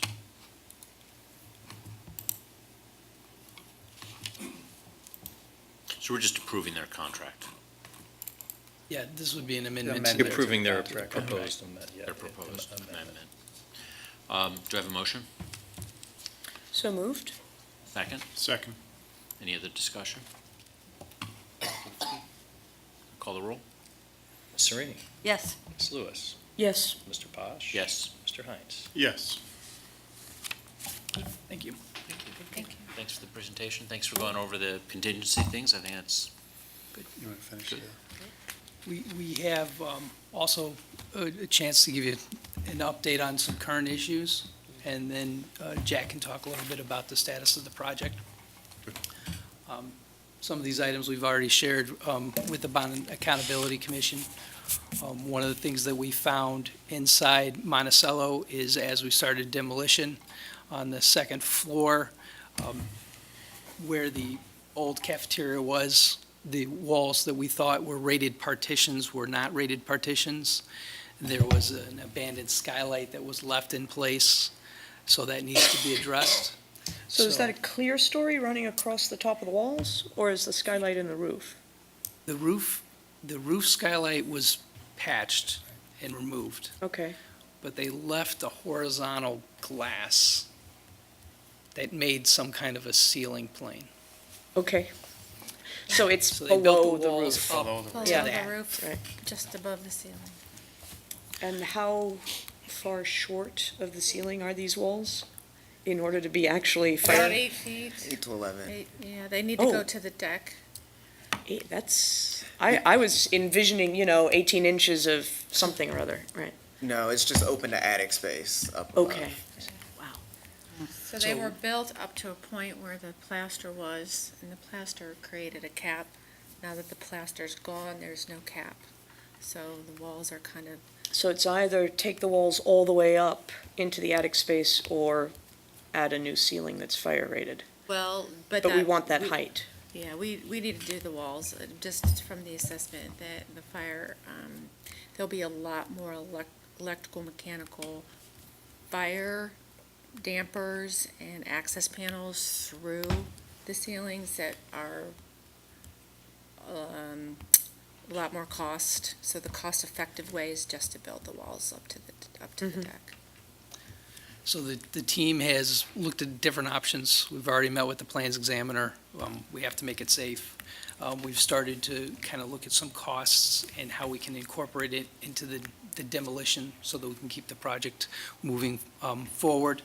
And we'll be getting some more of those. We have another meeting about that, but those numbers are being developed. So that'll be another request. What we might be able to do is break out the demolition so that we can keep going, and then have the cost of the actual walls and the ceiling replacement. So that's one of the largest first issues that we found that we're addressing right now. Another issue that we have, or another, not even an issue, it's just something that we're managing, is we have bulletin number 1 out for both of the schools. And as that bulletin was issued to Turner, we've noticed that it's more significant than I think what the A&E team had thought it was going to be. So we're breaking that into items, and we're really vetting out the necessity for those items and the reasons for those changes, and how we might pay for those if those are necessary. So those are another item that we're managing through with the project. Can you give us a little bit more description of what those items are? Yeah, there's, I think, a large part of it is for fire dampers inside the project. And there's also some other equipment. There was some site utility and some routing recommendations that were made by the A&E team that they thought would be a cost savings, that as it turns out, they might not be a cost savings. Some ductwork issues. There's some ductwork issues. There's probably about 20 to 25 different items that we've identified as their different systems. There were items that they thought they were making some recommendations, some clarifications on. Some of them were adds. Some of them had to do with commissioning. As we kind of had a follow-up commissioning session, we talked about some building controls that the district might like to have, and some of those pricing is coming back higher than what we had thought, so we might not proceed with it. it's a pretty big variety of items that are incorporated in it. So I think one of the things that we learned from the middle school is a lot of this stuff sort of happened and approvals were made without really looking at the big overall budget, because there was such a time. I mean, some of the stuff wasn't brought to us until a year after it happened. And, we essentially just broke proverbial ground on this. So I think it's good that you're bringing this to us. Who's actually seeing the numbers behind this? Is the bond accountability group seeing that? Is it just the project team? Would that be presented to us? Right now, it's being vetted through the team, because we're still trying to vet those numbers out and make decisions. For example, what Doug had brought up, at one point, our staff was given the drawings and went through the drawings, and they came up with a couple, hey, can we do this with one of the controls? Like, we add another control item to this sensor, or a sensor to the control system, and we found out that's more money than we want to pay for it. So we're making those decisions now, and then eventually it will come to the BAC as a big picture. This is what that bullet number 1 is costing us. And then based on the number, of course, if we'll have to come to you if it's over $50,000. If it's not, we're going to move on with the project, because we can't, these are items that will delay the project also, fire dampers and so on. Well, I think it's important. I mean, we don't want to be in a position where you have to present something to us or the BAC and it delays the project. We don't want to go there. And trusting the project team to deal with those things is, I mean, I trust the team. I mean, I can't speak for the board. I think I see enough nodding heads. I think we obviously trust you guys. I just think from a point of accountability, where does that kick in? So I mean, I've got my answer. So I mean, anytime you can just make us aware of these things, I think the better. I mean, we're doing this on a budget. We've got to make sure that we're staying on our budget. So it's, but you know that. I'm preaching to the choir, so. So bullet number 1 will be one change order. Probably not. Probably not.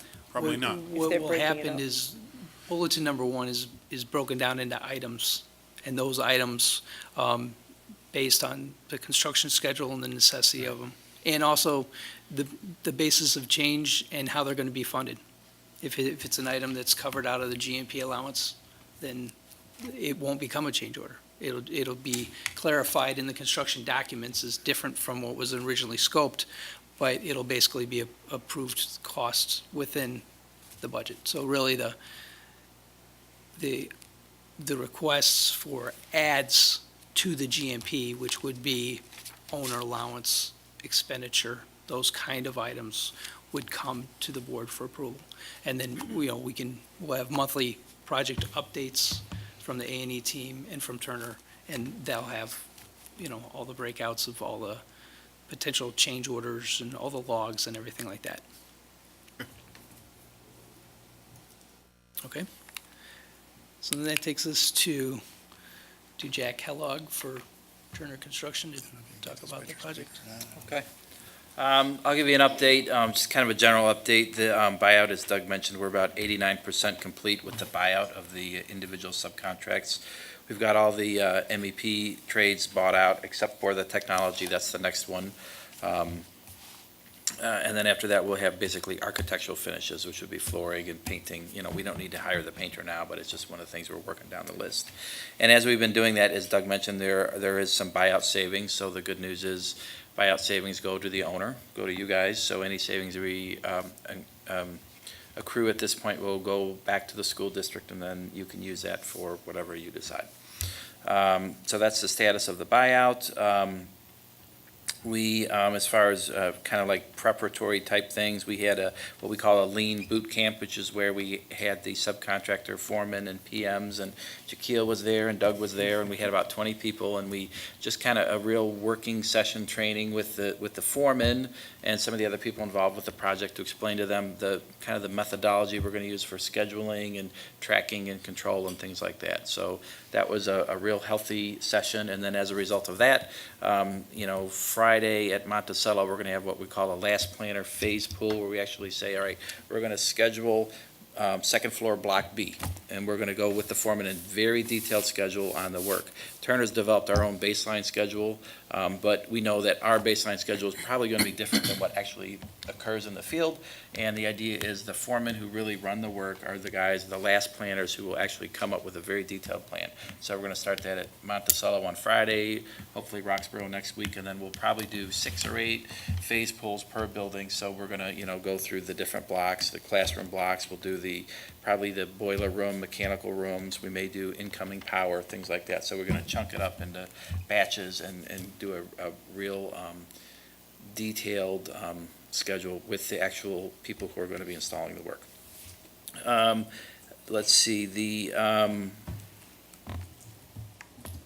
MEP coordination process has started. We got the drawings, the CAD files from Moody Nolan, so now the sub-trades are starting to really figure out where the pipe goes in relation to the duct and the ceiling and the lights and everything else, so that process is going.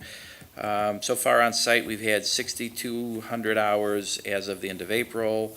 We're averaging about 15 trade employees on a daily basis at each school. We've oriented 90 workers so far. So now we can go to the photos. So this is, Monticello. So your question on the skylights, the bottom Yeah. right, is you can see it's really a ceiling.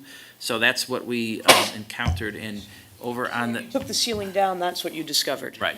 Right. So in that same bottom right photo, on the left side of it, you can see the wall. You can see kind of the height of the wall. So from the top of that existing wall to the underside of the roof deck is 7 or 8 feet. So, I mean, that's a high-volume space. So for some reason, it was never run all the way up. So one of the alternatives we're looking at is to remove all the skylight and the framing and everything and either build onto the wall, or the other option might be to remove the walls entirely, because those are older walls. Some of the framing members that are there are not conventional or not typical framing members and things. So we're going to work with Ann and her team and the city and figure out what the best solution is. So bottom right is the cafeteria. The other photos are basically just showing the extent of demolition right now, ceiling removal or flooring removal. So that's Monticello. Roxborough, similar. Roxborough, we started a little bit after Monticello, so it's not quite as far along, but you can see we've done the flooring removal, ceiling removal in some cases, and then the bottom right, I think, is the media center where we were removing the flooring there, and you can see the ceilings are gone. So, we're continuing with demolition and abatement, and we're preparing now for, like I said, the MEP coordination. So as soon as the demolition and abatement is over, then we roll into the mechanical rough-in. So that's the status of construction.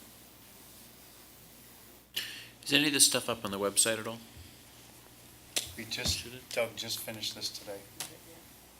So we can get Is there a pictures place up. to put So- construction photos? Yeah, so we used to have like the sidewalk superintendent, which is sort of a weekly thing.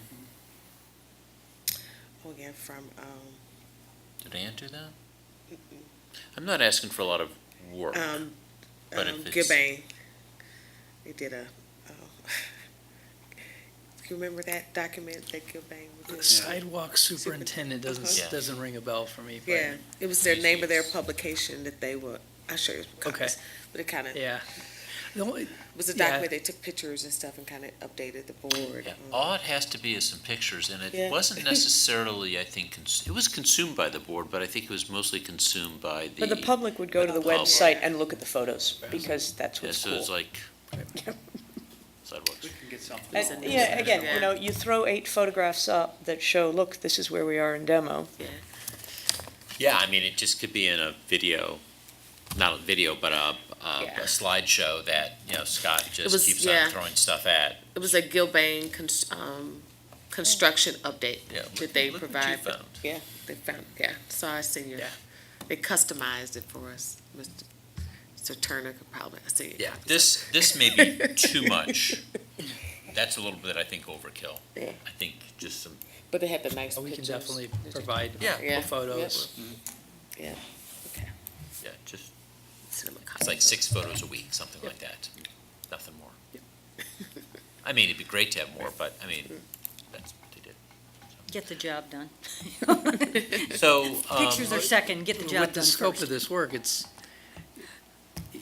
not as dynamic, it's not as extensive. You know, so- People wanna so know the stuff's demolition this might be one of the most exciting parts right now with the demolition. Yeah. And then after that, it's a lot of ceiling work.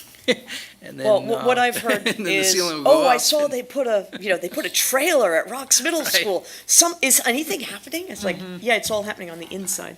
Oh, they put up a fence. You hear So, you'd I mean, be people in the surprised every little community change. drive past every day on their way back and forth from work, and they want to know that something's happening. It's like, so I explained to them, Yeah, in my world, I hear, hey, did you see there's stakes in the baseball field? oh, yes, actually, someone asked me They about notice those. everything. Yeah. Stakes. Yeah, there's staking wood out the stakes baseball because they're starting to figure out where the dugouts are going to be, right? Yeah. Mm-hmm. So I had to explain it's because they're going to be dugouts. okay, so any questions, any thoughts? I thought I would update that BAC is going to meet again on June 6th. And one of the things that we talked at BIC about, but we haven't mentioned tonight, just in terms of another one of the unknowns, is the door hardware. So one of the reasons that we're meeting again so soon is because we are the hope is that much of the information about these unknowns, some of the information about the unknowns will be known. It's just sort of us keeping engaged with the process on shorter time periods. Oh, and the other unknown that we didn't mention tonight was the Roxborough wall. There's a significant bow in one of the walls exterior walls that we're keeping an eye on and looking for more information on that, just so that, again, as we move forward, we know how much we really have to work with. Anything else for us? That's all I had. So I have one question based on the last meeting we had, and it was around the flagpoles. Are they lit now? The flagpole was always lit. Yes. Okay. It's powered by a solar light that's on top of the flagpole, and unfortunately, there's a pause. I have one of my own flagpole at home, and when it gets to be dusk, sometimes it doesn't come on until it's really dark. Okay. But the flagpole's lit. I will tell you that And the one here is lit because there's a big old fixture at the bottom of the brick wall that shines up at it. And wasn't there being a also a veteran, I was very comment? disappointed that we were being accused of not lighting our flags, but I also discovered, or I didn't discover personally, but Mr. Kaiserman did, that the flagpole that is on the football field, in fact, does not have a light. So we have ordered a light and should have been installed and taken care of properly. Okay, and then I think there was a comment about a flag at Monticello also. No, Is it was there- the flag here. It was a flag At here, Oyler, okay, all right. Which is lit. I went and looked at it. The flags at Monticello and at Roxmid, if we lose power, we will take the flags down. Right, okay, great, thank you. Really? Appreciate Because it. that's a, You were supposed to light your flag at night. At night, or you take it Or you down take at it dusk. down every Fly day. it while. I mean, there's a whole, And we follow all of the half-masts regardless of the reason Yes. for the half-masts. Right now, our flags, we were ordered by the president to put the flags at half-mast, that's where they should be, for a week in honor of the police. the flag at the high school was looking pretty ragged. And, you Again. know, I'm glad you brought that up. I could share that with you. We are very disappointed in the flags that we've been buying. The custodian at Oxford told me he's replaced 3 this year, so I have to spend more money on flags because we're buying an inferior product. is there a better Live in product We're out gonna buy there? a better one. Okay. We're trying to save some money and buying, but if we're changing 3 flags out within a year, that's not That's- what we want to do either. Thank you. Yeah, thanks, it's ledger on it. Okay, so I think we're done. Do I have a motion to adjourn? I motion to adjourn. Do I have a second? Second, I second. You call the roll? Mr. Posh, Yes? Mr. Hines, Yes. Ms. Serene, Yes. Ms. Lewis. Yes.